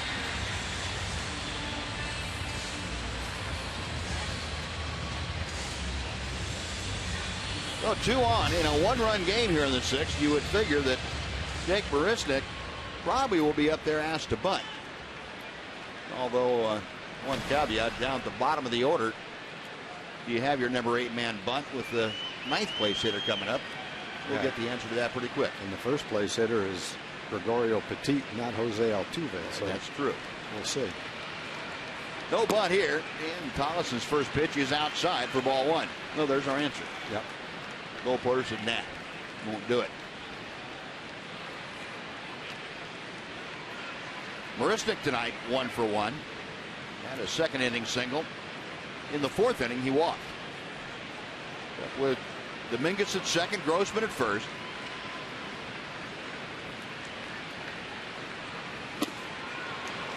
One ball and 1 strike.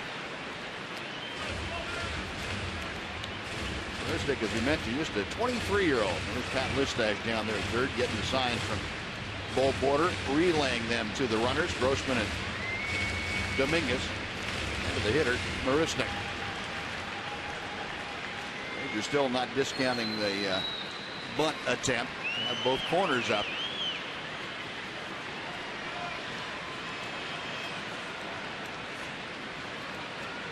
Tollison's 1-1. A ball and 2 strikes.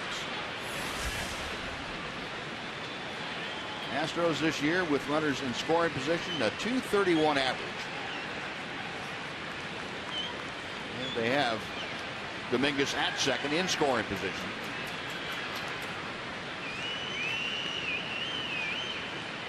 Astros 12th in the American League in runs scored with 450.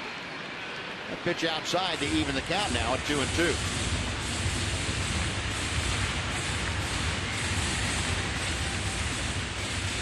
Donaldson checking with Elvis.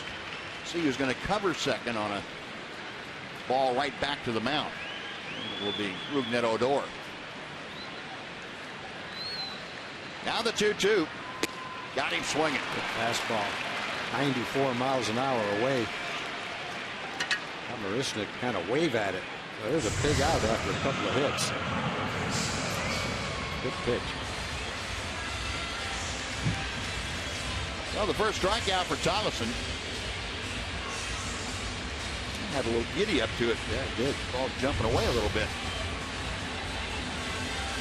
Well, after back-to-back singles, a punch out. Now one gone. Marwin Gonzalez has been hit by a pitch and struck out. Both those at bats against Miles Michaelis.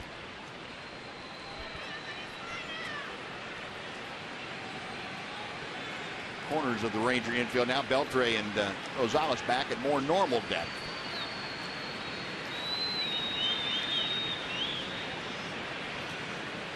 John Tolleson gets the sign he wants. The first pitch to Gonzalez is a knee-high strike.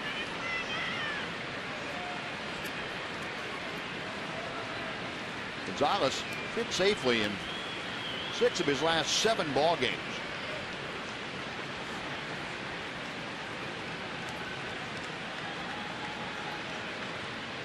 Jonathan Villar, you remember the first couple of the series we saw the Astros this year was a shortstop, and he since fell out of favor, was optioned to AAA. That ball's hit hard, but pulled foul down the first base side. 0-2. Well, Gonzalez has gotten pretty good playing time. Got a little bit of pop in his bat too. He's hit 5 home runs. So he's not just a little spray hitter. He gets a pitch he can handle. He can jerk it out of here to right field. Shows pretty good bat speed tuning on that fastball that he just pulled foul.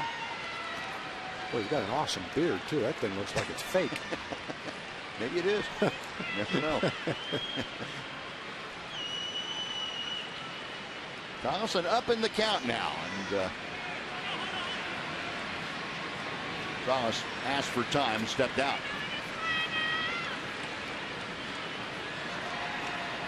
John with a high set, a check at second. Got him swinging. Pulled the string. What a great changeup. That's the second time today, Buzz, that we've seen that kind of a pitch sequence where the batter pulled the ball hard foul on a fastball, and the next pitch was a changeup, and he was way out in front of him. Yep. Just an excellent pitch from Sean. As a pitcher, is that what you say to yourself? The guy can turn on your inside fastball, that you might he might be susceptible to a changeup. Yeah, certainly, and that's pretty classic. You don't have to make the ball bend, make a curve or anything. If you throw a fastball inside, he pulls it and takes something off of it, change, and that's about as basic a pitching philosophy as you can get. Still to this day, after 140 years or whatever it's been, it works just as well. It takes a pretty good hitter that can rip your inside fastball and then wait on a good changeup down and away. I would think so. You're talking like George Brett or Rod Carew or someone like that, maybe. I would think so. Well, 2 outs on back-to-back strikeouts. Well, the back-to-back singles, back-to-back strikeouts. Gregorio Petit now, who came in for Jose Altuve, a .318 average. Petit with a home run, 2 RBI. Donaldson misses high and away for ball 1. Petit acquired by the Astros, signed a minor league contract this offseason, and came to spring training as a non-roster invitee. Low and outside. 2-0.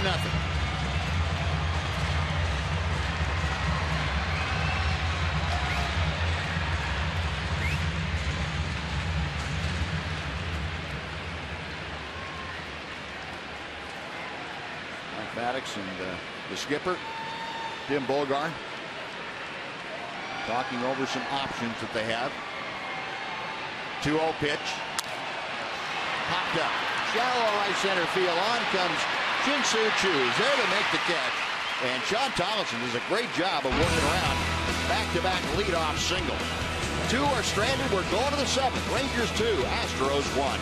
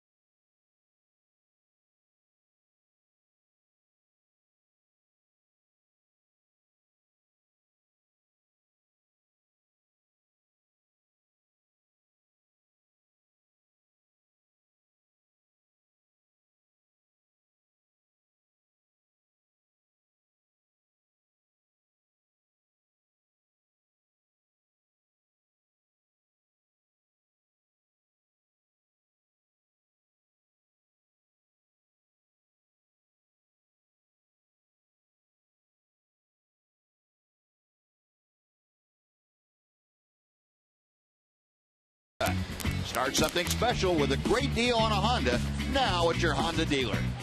And by Frost. Visit frostbank.com.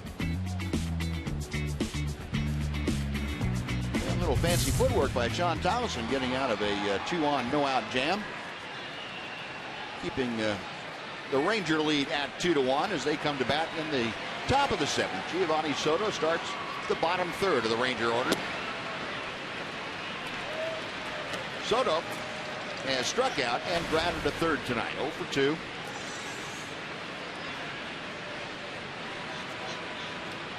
The Rangers had 3 hits in the first inning, including the home run by Aaron Sibia. Another ball hit hard. Drives it to right center field. Marisnik going back and cruising back to his left makes the catch. I thought the 5th ball that has been hit very well from either right center field or left center field. It has been run down by the center fielders. But Oberholzer's only given up a couple of hits since then. A couple of hits in the 4th inning and pitched around a couple of softly hit balls, really. Beltre got jammed to left field. Martin had a little ground ball into left field. Other than that, he's been in pretty good command. Has not walked the batter tonight. Struck out 4, I think it is. Yep, that's what I have. Rougned Odor going after that first pitch, and it's out of play down the left field side. Oh, to take a look, Mark Krause, but he runs out of room. 0-1. Odor, one of the guys that's gone to the big part of the ballpark tonight with no success. He's flied out twice to center field. Rougned at .251 as he faces Oberholzer here in the 7th. We talked about the Tigers earlier being behind Toronto. They scored 3 in the 9th and beat Toronto 5-4. Big win for them. Sure was. Kansas City's taken a 2-run lead on San Francisco lately.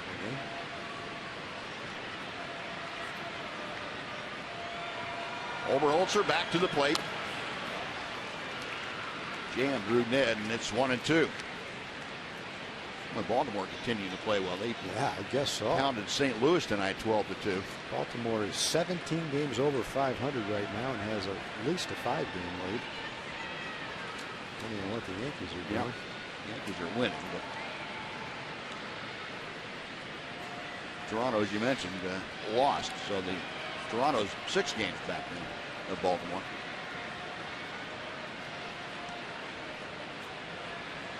Odor tired of waiting, so he backs out.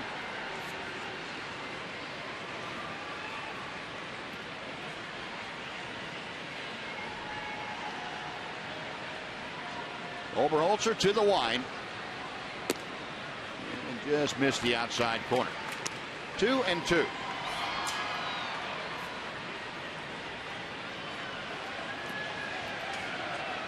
Luke Dead, the 20-year-old Rangers second baseman in there, and you've seen him grow by leaps and bounds at times this year. Chops that pitch foul.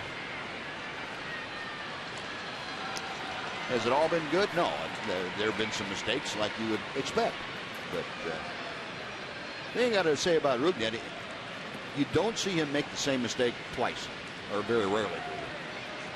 He seems to have that ability to learn and adjust very quickly. That's going to serve him well. Just outside and low, ball 3. The count is now full. Odor trying to get aboard with one out. Daniel Robertson, the number 9 man, in the on-deck circle.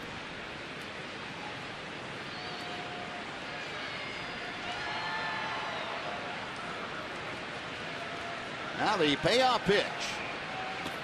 Ball 4. There's the first walk of the night, issued by Brett Oberholzer.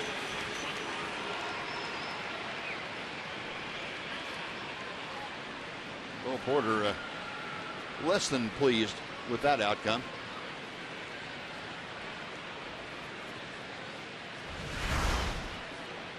Going around the league, Derek Jeter tying Honus Wagner for the 6th spot on the all-time hit list, 3,430. Jeter will end up in that 6th spot all by himself at the conclusion of this season. That's a lot of hits. A lot of upset pitching. Yeah, he didn't get hurt very much. Hit at the top of the lineup. Got a lot of at-bats and made a lot of contact, boy, for a long time. Robertson, a swing and a miss on the off-speed pitch. Daniel 0 for 2, a ground ball to short in the 2nd. Last time up, tried center field himself and flying out to the track. Got Odor at first with pretty good speed. One out in the top of the 7th. A good combination to use on a hit and run, if that's what the skipper decides to do.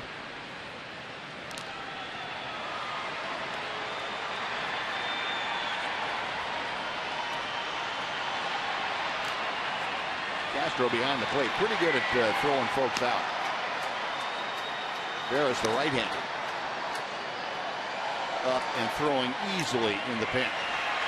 There goes Odor. Swung on and missed. The throw to second is not in time.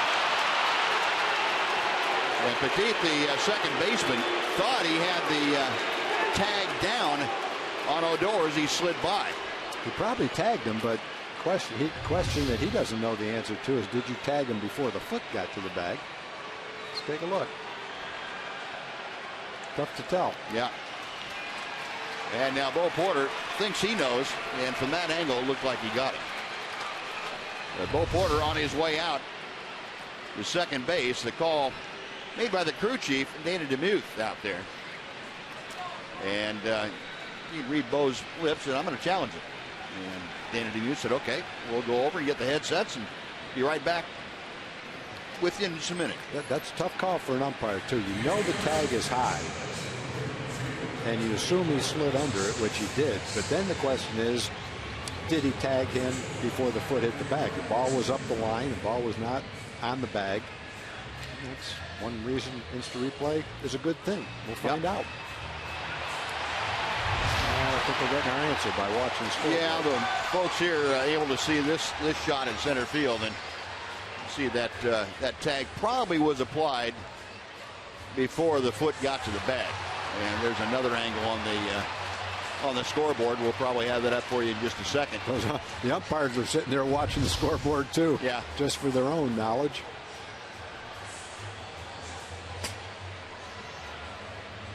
And Dana DeMuth and Tony Randazzo, I think the third base umpire, over there along with him. Challenge on the field, safe at second. And it looks like this call probably is going to be overturned. I think that's probably what's going to happen, but I'm not going to venture that far out on the limb. Information still coming in from the replay command center in New York. And there's a crew of umpires in New York. They're each assigned a couple of games to review when necessary. The crews are rotated through New York City for I believe it's about 6 to 7 days for each crew. Bob Porter's wondering why it's taking him so long. He thinks it's pretty obvious. It's close. It's pretty close, though.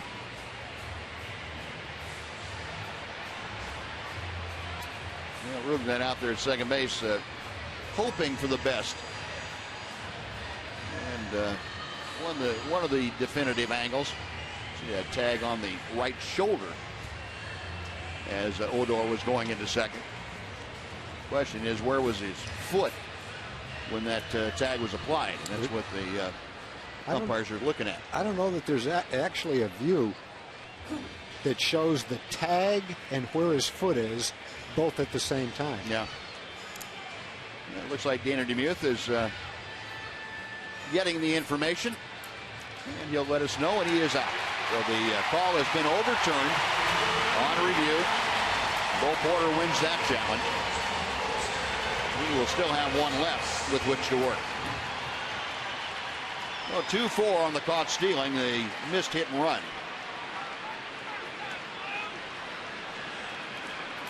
And it's now bases empty and 2 away here in the Rangers 7th. Count of no balls and 2 strikes to Daniel Robertson.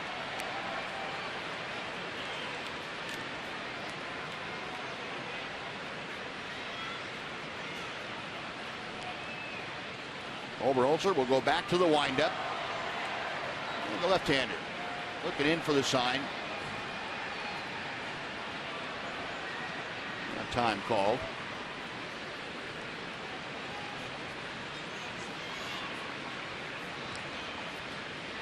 The 0-2. It's out of play to the right.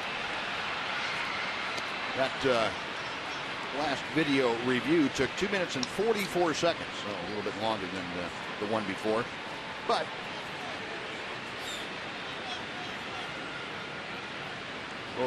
both reviews centered on clear and convincing evidence of whether the call should be overturned. Yeah, Daniel Robertson shoots one to the right side and through for a base hit.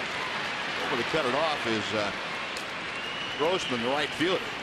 Daniel continues to make some solid contact. 1 for 3 on the night. Had a long fly ball and a ground ball to shortstop.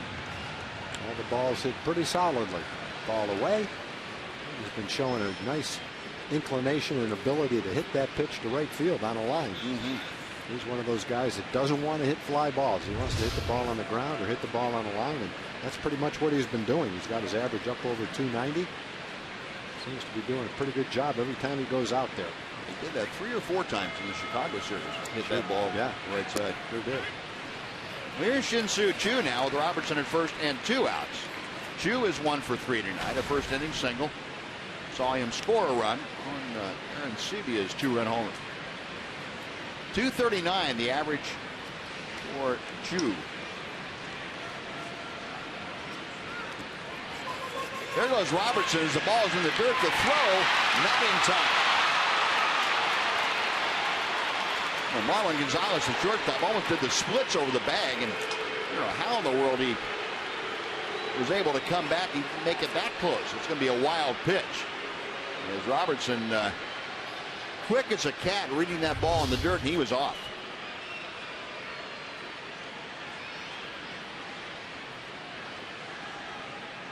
Oh.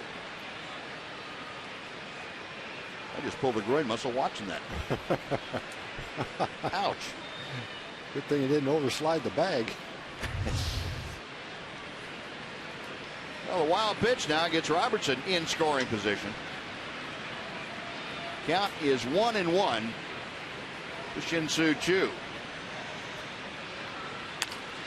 He fouls it out of play. That was the 100th pitch of the night for Brett Oberholzer.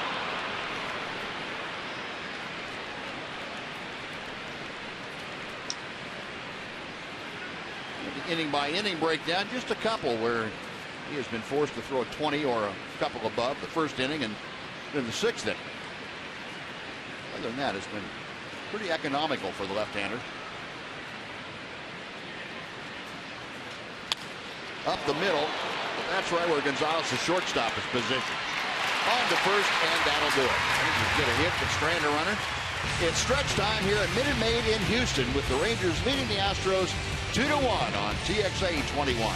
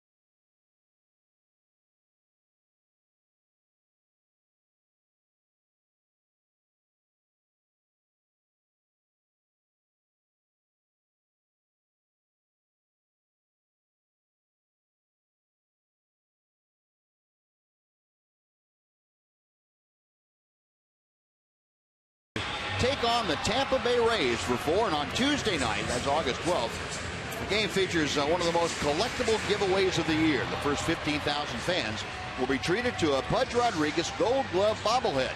That's courtesy of Dr. Pepper and Minyard Food Stores. Bobblehead features Pudge and surrounded by his 13 gold gloves. Get your tickets at TexasRangers.com, or if you prefer, you can call 972-RANGERS.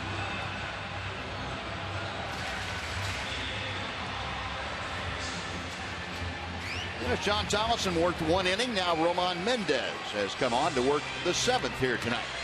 Well, Roman has shown a great arm. Good fastball with movement. Makings of some secondary pitches to go along with it. He's getting great experience. He's not just pitching in mop-up roles to get the feel of a big league mound. He's getting a chance to come into meaningful games here in the 7th inning in a 1-run ball game. He's going to go through, try to face the middle of the order. 2, 3, and 4 coming up. Mendez, a 24-year-old, just turned 24 about 2.5 weeks ago.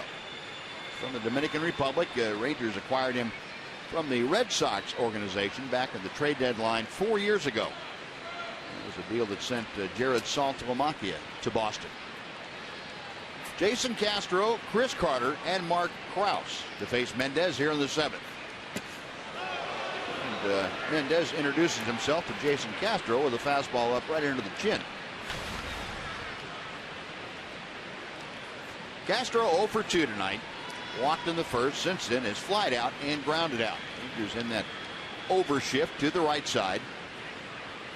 Adrian Beltre, the only Ranger on the left side of the diamond. Good fastball tied him up. 1-1. That's where people tend to try and pitch Jason Castro, but you got to have a little extra on it to get it in there. It can't be a half-hearted fastball.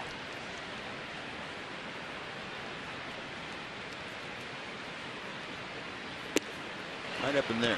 Good spot.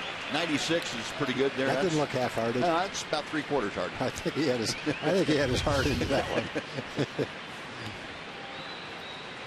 Yeah, if you can throw a 96, and keep it right there, you're going to present a lot of problems for most guys. A ball and 2 strikes. Call strike 3. But directly, the home plate umpire had to think about it for a second and decided, yep, that's enough. And he punched out Jason Castro, 1 gone. Once before it looked like they were up and in. This thing looks like it's right down the middle of the plate. Well, it's in the upper part of the plate, but right near the middle of the plate. He swung at the 2 pitches before that were tougher pitches to hit. He's arguing with the umpire, but nothing wrong with that pitch. That's all the way in the strike zone. He must just not be seeing the ball very good tonight. That's what you get for disciplining yourself to lay off the high pitch. Turned out it wasn't that high. That's right. Now here's Chris Carter now. Dangerous guy to have up in a 1-run game. Carter launched his 25th home run of the year last time up. Got a hanging slider from Miles Michaelis. Hit it to the back wall in left field. 1-0 pitch for Mendez.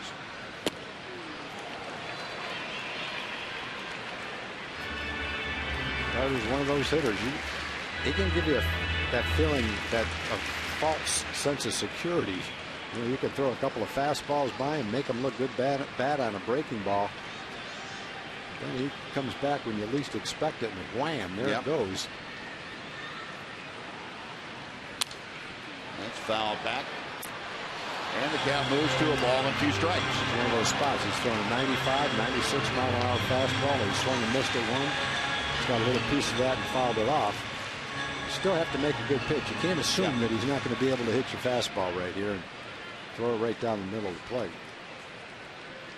Now again, if you can throw it up about hands high for him, preferably on the inner part of the plate, but get it up there, you got a much better chance. That's a little bit too high.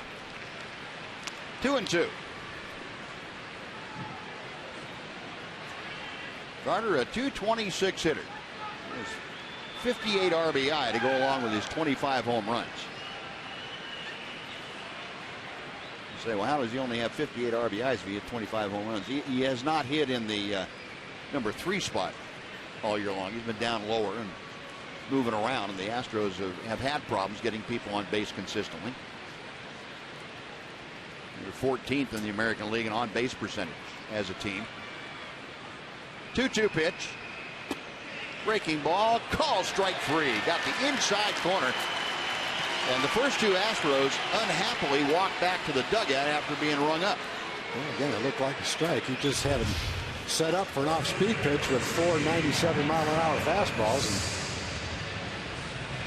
And that one wasn't all the way in the strike zone. That's one where I think the hitter has a little bit of an argument, but at the same time, it's touching the inside part of the plate. So technically, that's a strike. Not necessarily a great strike to hit, but a strike nevertheless. Got Carter to flinch a little bit, and that was about it. Yep. So back-to-back called third strikes to start the 7th inning. Now Mark Krause, who doubled his last time up, steps to the plate. Krause hit a high fly ball that was in between Chu and Odor. And first ball swinging, it's a towering pop-up behind home. And that's back into the seats. The double that Krause had was just a pop fly, really, down the right field line. And Odor had to go out a good 30 yards.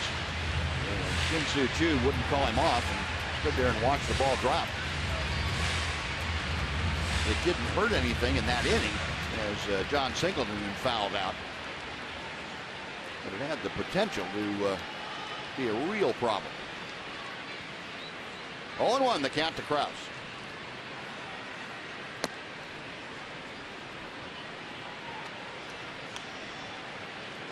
Mendez with obviously the good crackling fastball. Also has a pretty good breaking ball and an outstanding split-fingered pitch. He gets that thing going. He's really a devastating pitcher. And here's another pop-up way up the chute, and Giovanni Soto coming near the on-deck circle makes the catch. Not a whole lot of foul room here, but enough for that pop fly.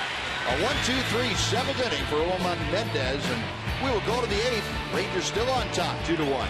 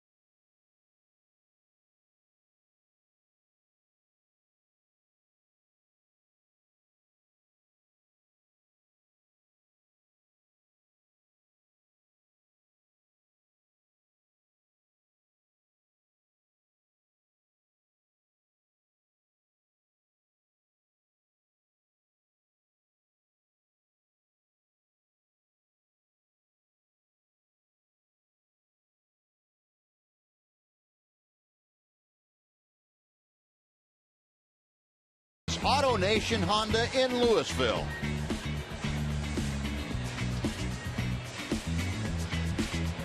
Now back in Houston at Minute Maid Park. Rangers leading 2-1, and Brett Oberholzer's night is finished after 7 innings of work. Jose Veras has come out of the Astros bullpen to take over. Numbers for Veras, pretty good numbers. Hasn't been here all season. This will only be his 16th ball game. Quite a solid game for Brett Oberholzer. 7 innings, 6 hits. He gave up the 2 runs on the J.P. Arancibia home run in the first inning, and that was it. And he gave up 3 hits after that, walked 1, and struck out 4. So Oberholzer kind of keeps his record intact against the Rangers. He's pitched well almost all the time against the Rangers, but doesn't have any wins to show for it. Earlier in the season, he had a 7-inning, 1-run game in Arlington where he got beat 1-0. Today he leaves down 2-1. Jose Veras, 33-year-old veteran right-hander, working to Elvis Andrus, and misses for ball 1. Elvis tonight 0 for 2 with a sacrifice bunt. And a 13-game hitting streak that Elvis has brought into tonight on the line here, most likely. Gets it well to center field, but you've seen what happens. Ball's flying out there. Marisnik. 1 gone. Next will be J.P. Arancibia.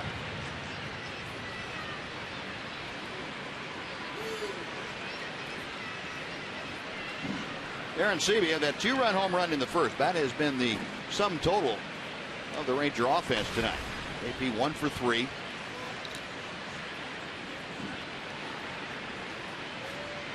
.197 the average for the Ranger DH tonight.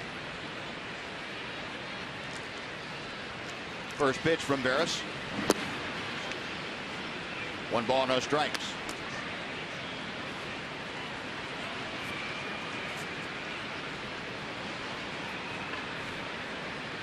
Veras making his 16th appearance for the Astros this year. And 3 appearances for the Cubs. Spent some time on the DL over in Chicago. Back to the plate. Good off-speed pitch.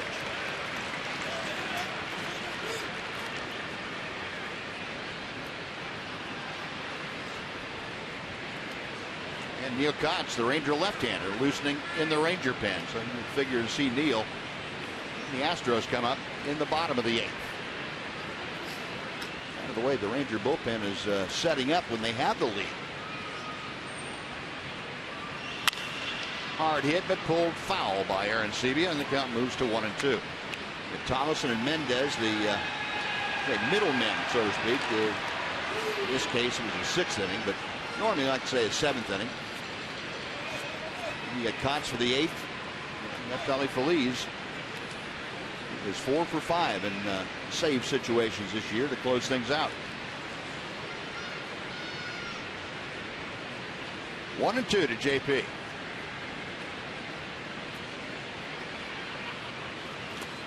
Big breaking ball. That's a good breaking ball. Sure is. Sharp breaking ball. Especially when you haven't seen it and that at bat. Not much you can do. No.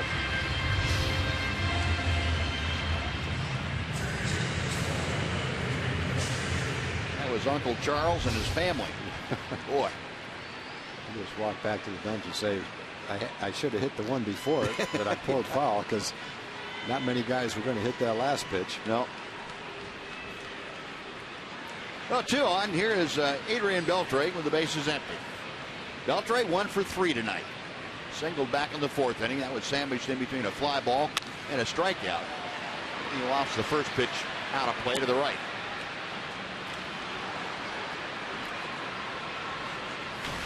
Facing Jose Veras. Veras was eventually released by the Cubs this year. Picked up by the Astros in a minor league deal and pitched a couple of games at AAA before being called to the big leagues. That's one thing, Tom. You're talking about the young players. Really no place in the lineup for veteran players. I mean, the one spot would be in the bullpen for the Astros. They got Tony Sipp down there and a couple of veteran type players. Really as mentors as much as anything for the younger pitchers for the Astros. Mm-hmm.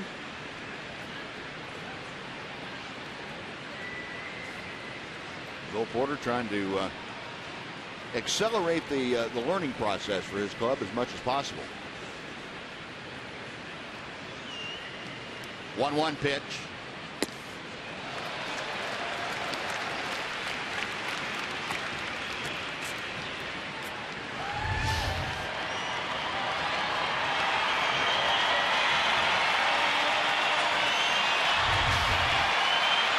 Garrison, his career originally was with the then Devil Rays. That was his first organization. Came up with the Yankees and spent time in New York and Florida, Pittsburgh, Milwaukee, Detroit. Pitch on a foul out of play. And of course, Chicago this year, and now Houston. Last year, Veras spent quite a bit of time here in Houston before going over to the Tigers. He had 42 games for the Astros last year.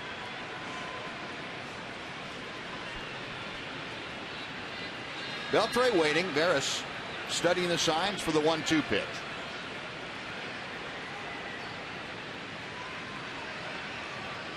It's on the way. Breaking ball pulled, just foul. There's that same breaking ball that Arancibia got, and JP is probably sitting there saying, why didn't I get one in that spot? One I was down in the 3rd, and that thing was up hanging right about knee high.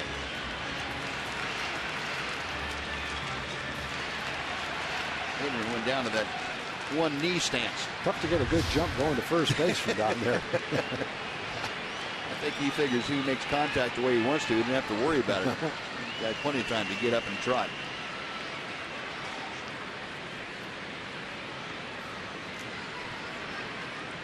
Now Veras will make another offering at 1-2. Breaking ball, called strike 3. Beltre backing out of the way, and Veras gets the punch out. A 1-2-3 inning for Veras and the Astros. Rangers leading 2-1 as we go to the bottom of the 8th inning.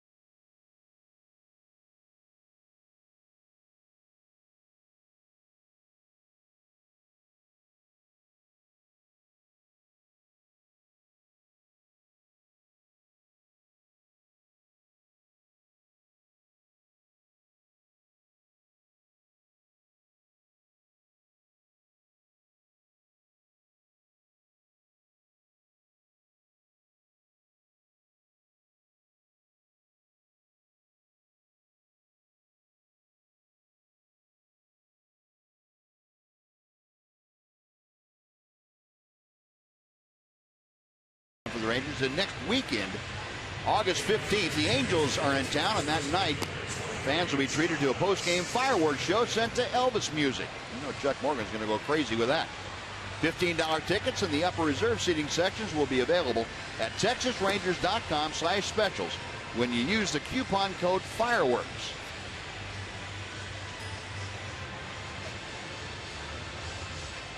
Now the bottom of the 8th has arrived, and Neil Kotz has come in from the Ranger bullpen to take over.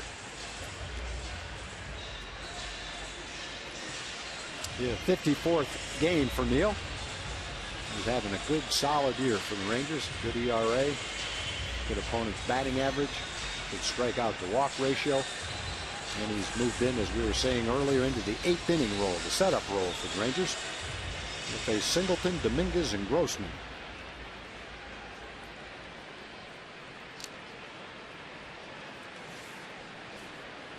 Singleton 0 for 3 tonight. A strikeout, a pop out, and a fly out. Fouls that first pitch back. It is 0-1. And a defensive change for the Rangers. Shin-Soo Choo out of the ball game, and taking over in right field, Jim Adduci.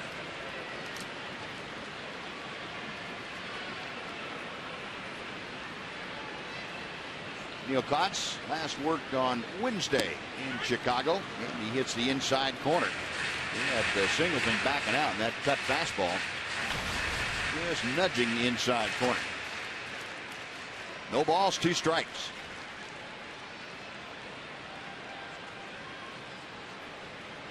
Being on that ball game, worked an inning and 2/3 with a couple of strikeouts, shutting out the White Sox. Still 0-2. Singleton able to get a piece of it, fouled back to the screen.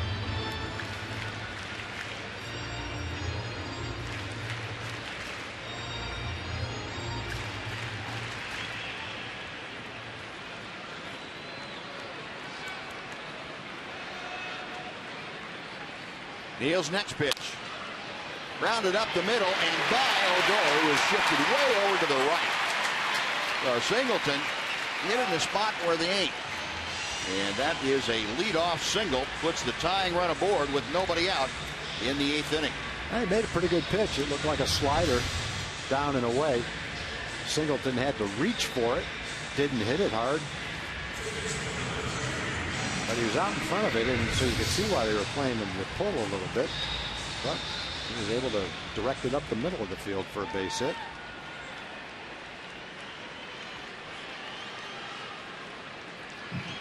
Now 1 on, nobody out. Here's Matt Dominguez, who singled his last time up. 1 for 3 tonight.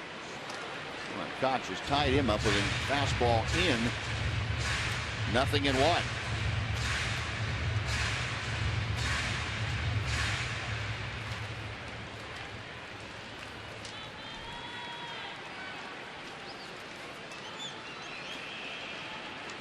Soto reminding Kotz to keep an eye on Singleton.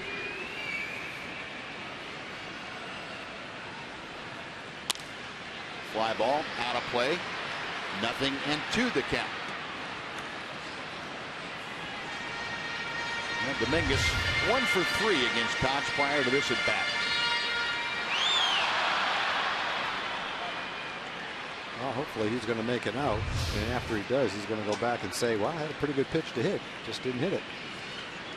Show you all the pitches down the middle of the plate don't get hit for base hits and home runs.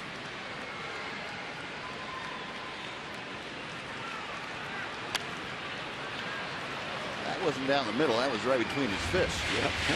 That one wasn't going very far.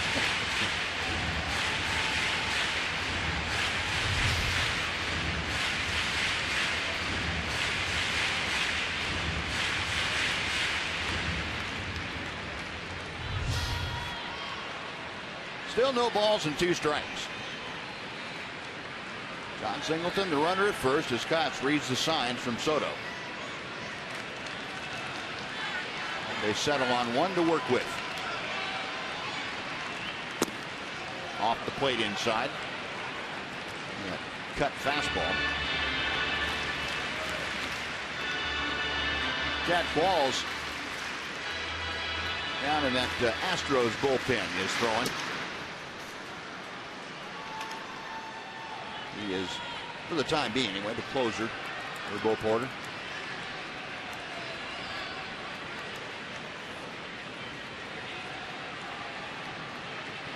One and two the count. One on, nobody out. Bottom of the 8th inning.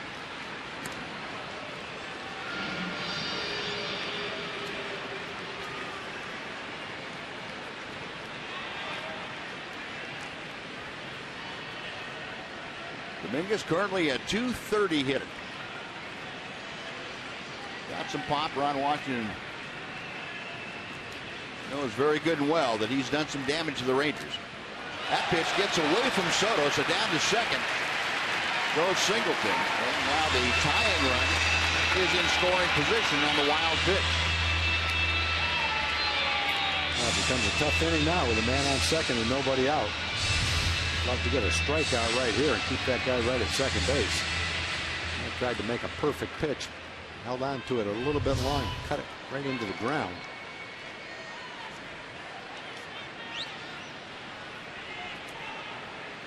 Well, the count is even at 2-2.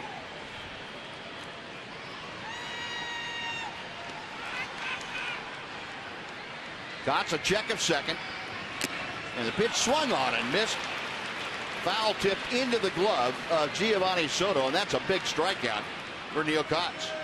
Dominguez is not a guy that walks very much. He only walked 24 times, so you can get him to chase balls out of the strike zone, and that's exactly what Neil was able to do.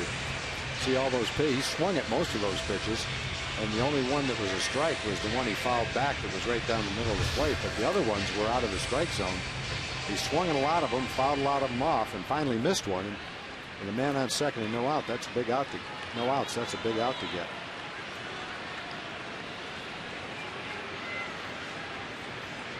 So Singleton still at second. The pitch to Grossman is belted to left field.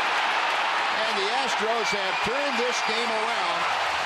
Grossman's home run gives the Astros a 3-2 lead.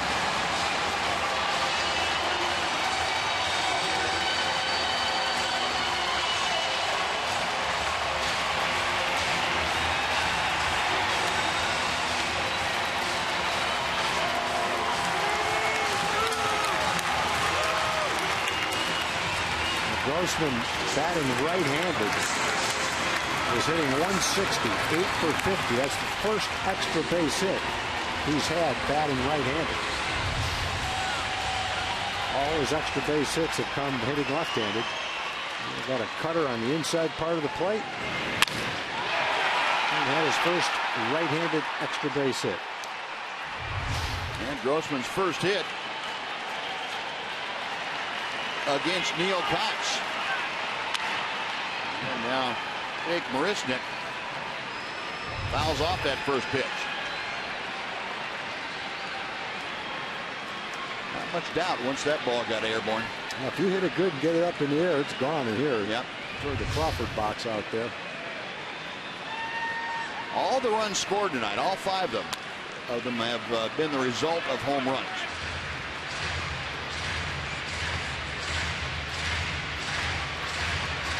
Robbie Grossman turning the score around in favor of the Astros now. Rangers will have to look to the top of the 9th if they're to get back into this ball game. 0-2 pitch. Well, that's a fister. Going to be a tough play. Marisnick is safe. He's got good speed. That ball had backspin on it, and a lot of backspin. It hit. Looked like a wedge shot into a soft green. He's got 2 hits tonight. One a little dribbler in the right field, and this one a little dribbler that didn't get to the dirt. That's getting sawed off about as good as you can get sawed off, but it worked in his favor because it didn't roll far enough or fast enough for Odor to make a play on it.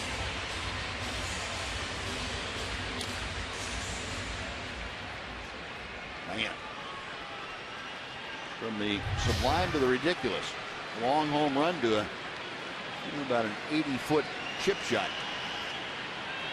Now 1 on, still just 1 out in the bottom of the 8th inning. Marwin Gonzalez, switch hitting shortstop, turns around a bat from the right side against Kotz. He hammers one foul down the left side. 0-1 the count.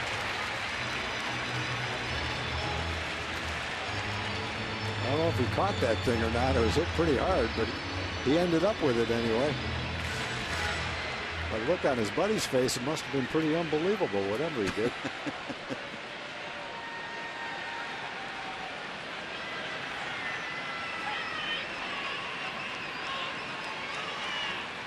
Dots a check of first. There goes Marisnik, and the ground ball to short. The only play that Elvis has is to first. Well, Marisnik and Gonzalez playing a little hit and run. Keeps him out of the double play, but that is out number 2. And Gregorio Petit will come up.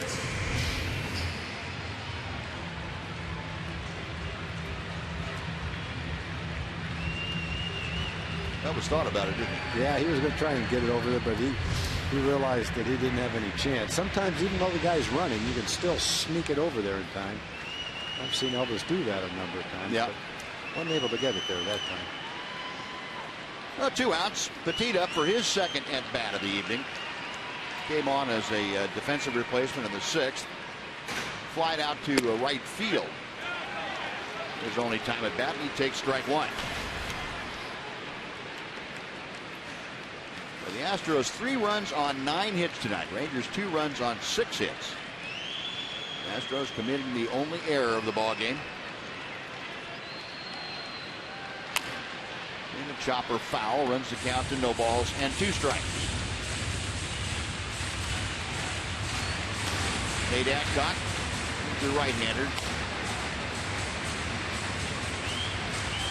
In case this would get down to Chris Carter, who is in the hole as far as batting for the Astros. Chop foul. We'll try another 0-2 pitch.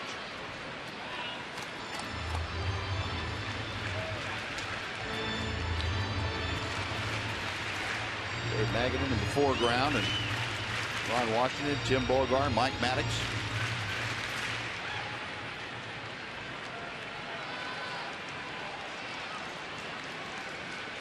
There were a lot more smiles down there about 10 pitches ago. Yep. Yep, that's all it takes is one swing of the bat sometimes. Another 0-2 is coming from Kotz. Going to third is Marisnik, and the pitch is fouled back.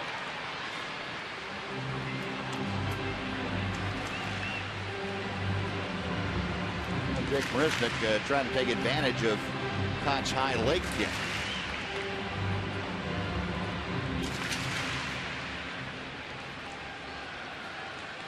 That and the fact that neither Odor nor Andrus very close to the bag. 1 ball and 2 strikes.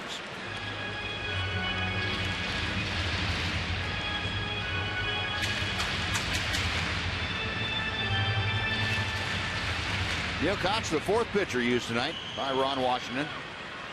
Miles Michaelis went 5 innings, gave up a run on 4 hits.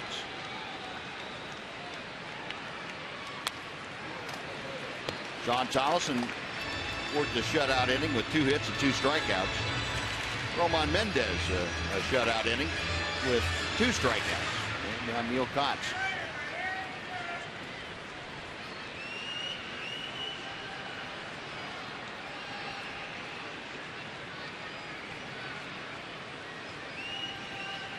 Petit waiting. Another 1-2 pitch is coming. Fair ball into the corner. That will score Marisnik. Petit going to second. The throw not in time. Astros lead it 4-2.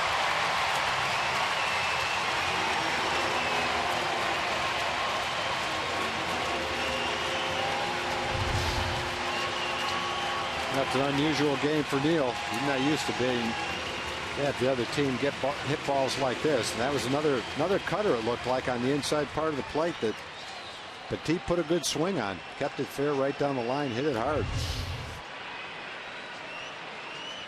And Ron Washington out to the mound. Got the left-handed hitting Castro up there. The right-hander Nate Adcock, and Wash might feel that that's enough for Neal. You don't want to waste whatever bullets he has left, or ask him how he feels and make the determination.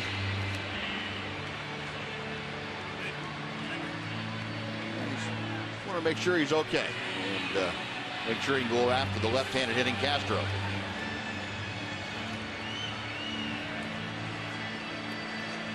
Won't do it with the younger pitchers. He wants to go out there and ask the veteran guys, have they got enough in the tank to get this one hitter? Yep. This will be his 24th pitch, so that's a lot of pitches for one inning. Yeah. But, you know, if you're a competitor like Neal is, you want to finish out the inning, and you've got a lefty coming up, you feel like you can get him.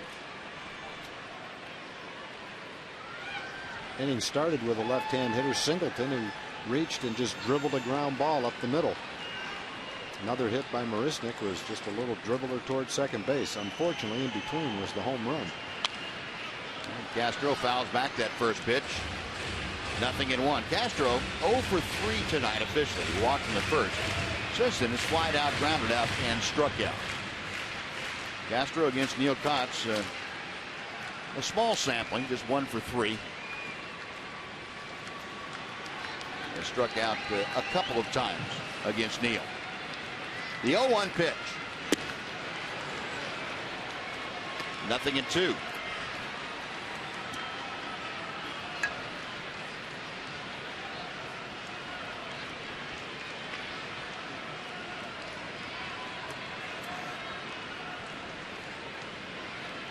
A 3-run 8th inning has gotten the Astros on top in this ball game, 4-2.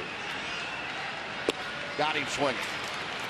Neal Kotz did indeed have enough left in the tank. He gets Castro, but Astros score 3 times on 4 hits, and they lead 1. We're going to the 9th inning. It's now the Astros 4 and the Rangers 2.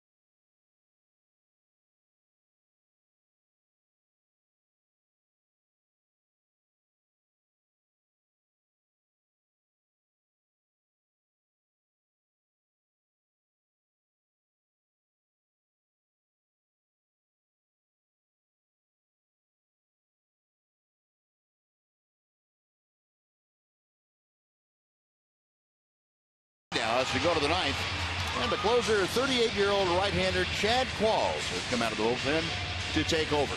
Well, Chad Qualls is 12 for 15 in save opportunities. Sinker ball pitcher, averaging about a strikeout per inning, does not walk many, 5 walks, 37 strikeouts. He'll be going for his 13th save. The Rangers will be trying to score a couple of runs to keep him from getting it. And a defensive change. L.J. Hose is taking over in left field for Mark Krause. And for the Rangers, Adam Rosales, Leonis Martin, and Giovanni Soto, the first 3 to do the swinging against Chad Qualls. Rosales 1 for 3 tonight.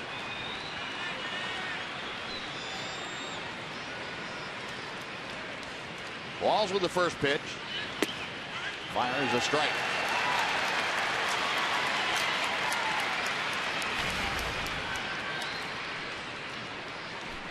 Adam, a .324 average as he faces the 6'4" right-hander.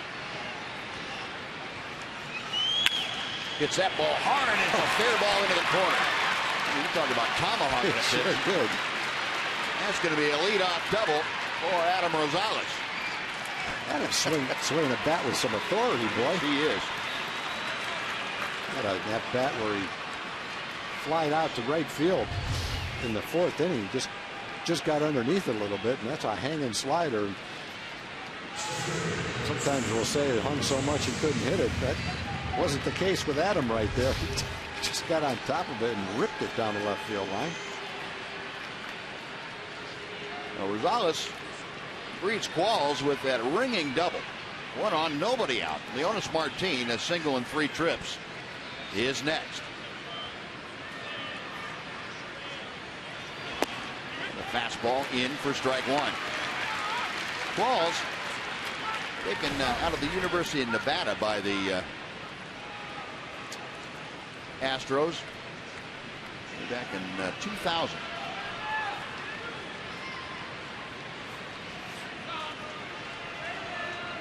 Originally grew up in Southern California. Fouled out of play.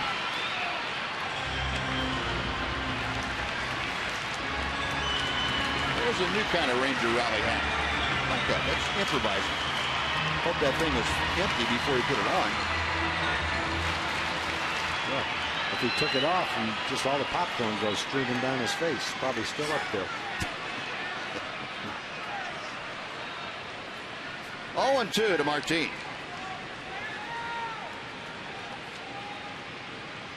Tired of waiting. Leonis backs out. Wall spent his first 3.5 seasons with the Astros, the big league level, starting in 2004. Popped up, foul, that will reach the seats. I'm going to take a look at Dominguez, but it's well back. Still 0-2. Gavin worked for the Diamondbacks, the Rays, Padres. 2012 he was with Philadelphia and the Yankees and Pittsburgh. And last year with Miami.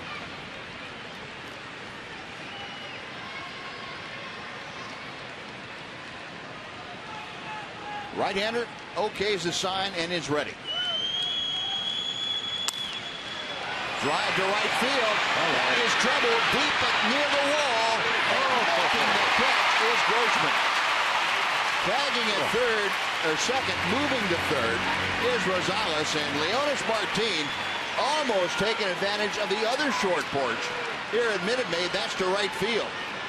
Unfortunately, it's not quite as short as left field. Otherwise, it would have been a home run. I thought he got it when he hit it.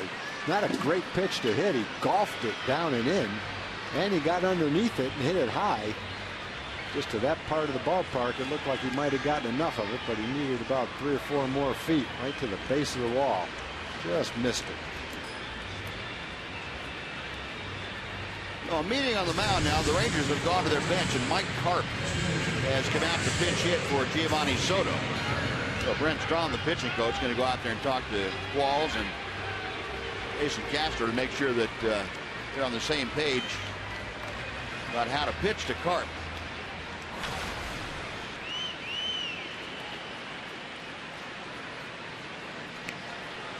Mike, a 189 hitter. 47th ball game of the year for Carp. He takes a breaking ball that's low for ball 1.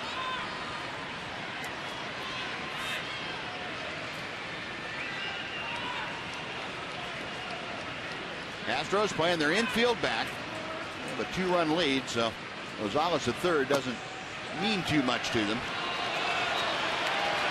Qualls missing off the outside corner. It's 2-0.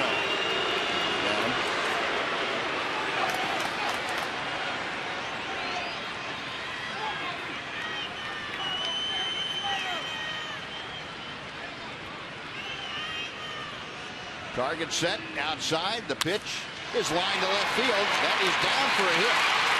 Rosales drops down the line to score. Mike Karp, a pinch hit RBI single, cuts the Astros lead to 1. It is 4-3. Houston with just 1 out. Well, 3 well-hit balls in this inning. Double, barely missed home run by Martin, and then Karp slices a solid line drive into left field. The Rangers putting on a nice rally here, makes that last Astros run look a lot better right now. Well, Mike Karp, with his first RBI in a Ranger uniform, drives home Adam Rosales. Rangers now with a tying run at first base, the go-ahead run at the plate. Rougned Odor 0 for 2 with a walk tonight. Throwing bunt. Did he pull the bat back? No, he did not. Field down to third, and Tony Randazzo rang up that right fist. It's tough to beat out a bunt where Dominguez is playing. He's way in on the grass.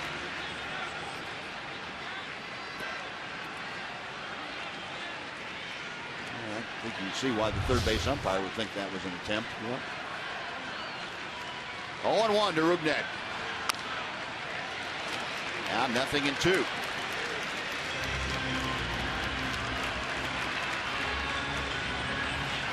Odor 0 for 1. His lone matchup with Chad Qualls.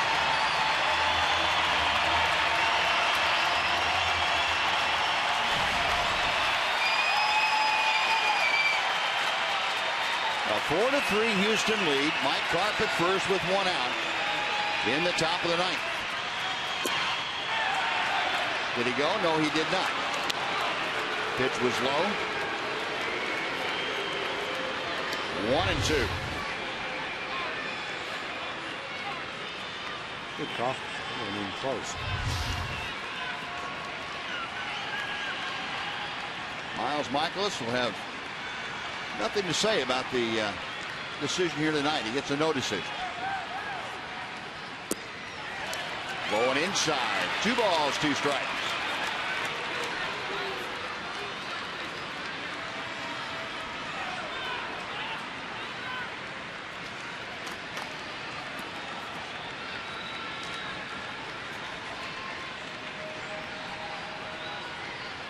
Castro flashing the signs out. Qualls nods in agreement. The 2-2 pitch. Base hit to left field. Karp to second will stop there. The Rangers had the go-ahead run at first base. 1 out, and Daniel Robertson is coming up. Well, Rougned got behind in the count with 2 strikes. Battled back. Gets a sinker down and away, and does pretty much the only thing you can do to have success and go the other way with that pitch. Shoots it by the shortstop, and the rally continues.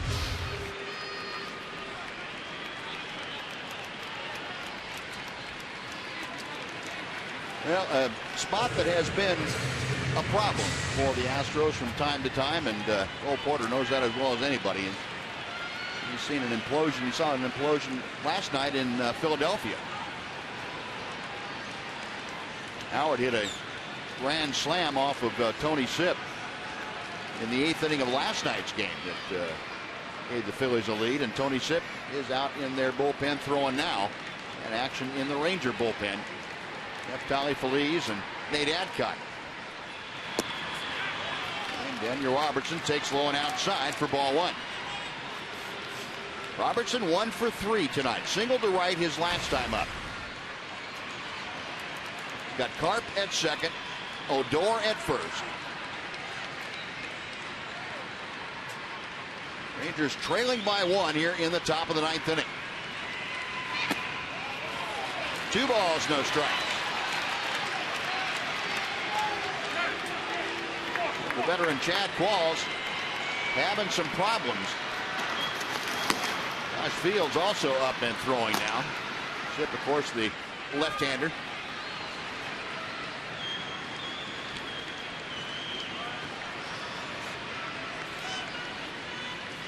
Rangers having some life breathed into that dugout with 3 hits in the inning, a run across. A fastball down the middle, 2-1. Good look at him. You've seen 3 fastballs. I'll pick out a good one and shoot one into the gap somewhere. You keep it out there, he would shoot it into the right center field gap. Yep. More likely than not. Good speed on the base paths as Qualls sets. The 2-1 pitch. Could be 2 to second. The return inside. And the Astros come away with a 4-6-3 double play. It's this ball game. Now the Rangers made the comeback attempt, a valiant one in the 9th inning, come up a run short. And the Astros with a comeback win, a 3-run 8th inning for Houston. And the Rangers down to defeat, snapping their 2-game winning streak. The Rangers not able to get it done, and here's what ended it. It was a nice double play because Daniel gets down the line pretty well. They had to turn it quickly, and Petit and Gonzalez did that. Gonzalez comes across the bag and throws it with everything he's got back to first, and they just complete the double play. Qualls is pretty pumped up. He made a good pitch. He threw the ball away, got the ground ball, and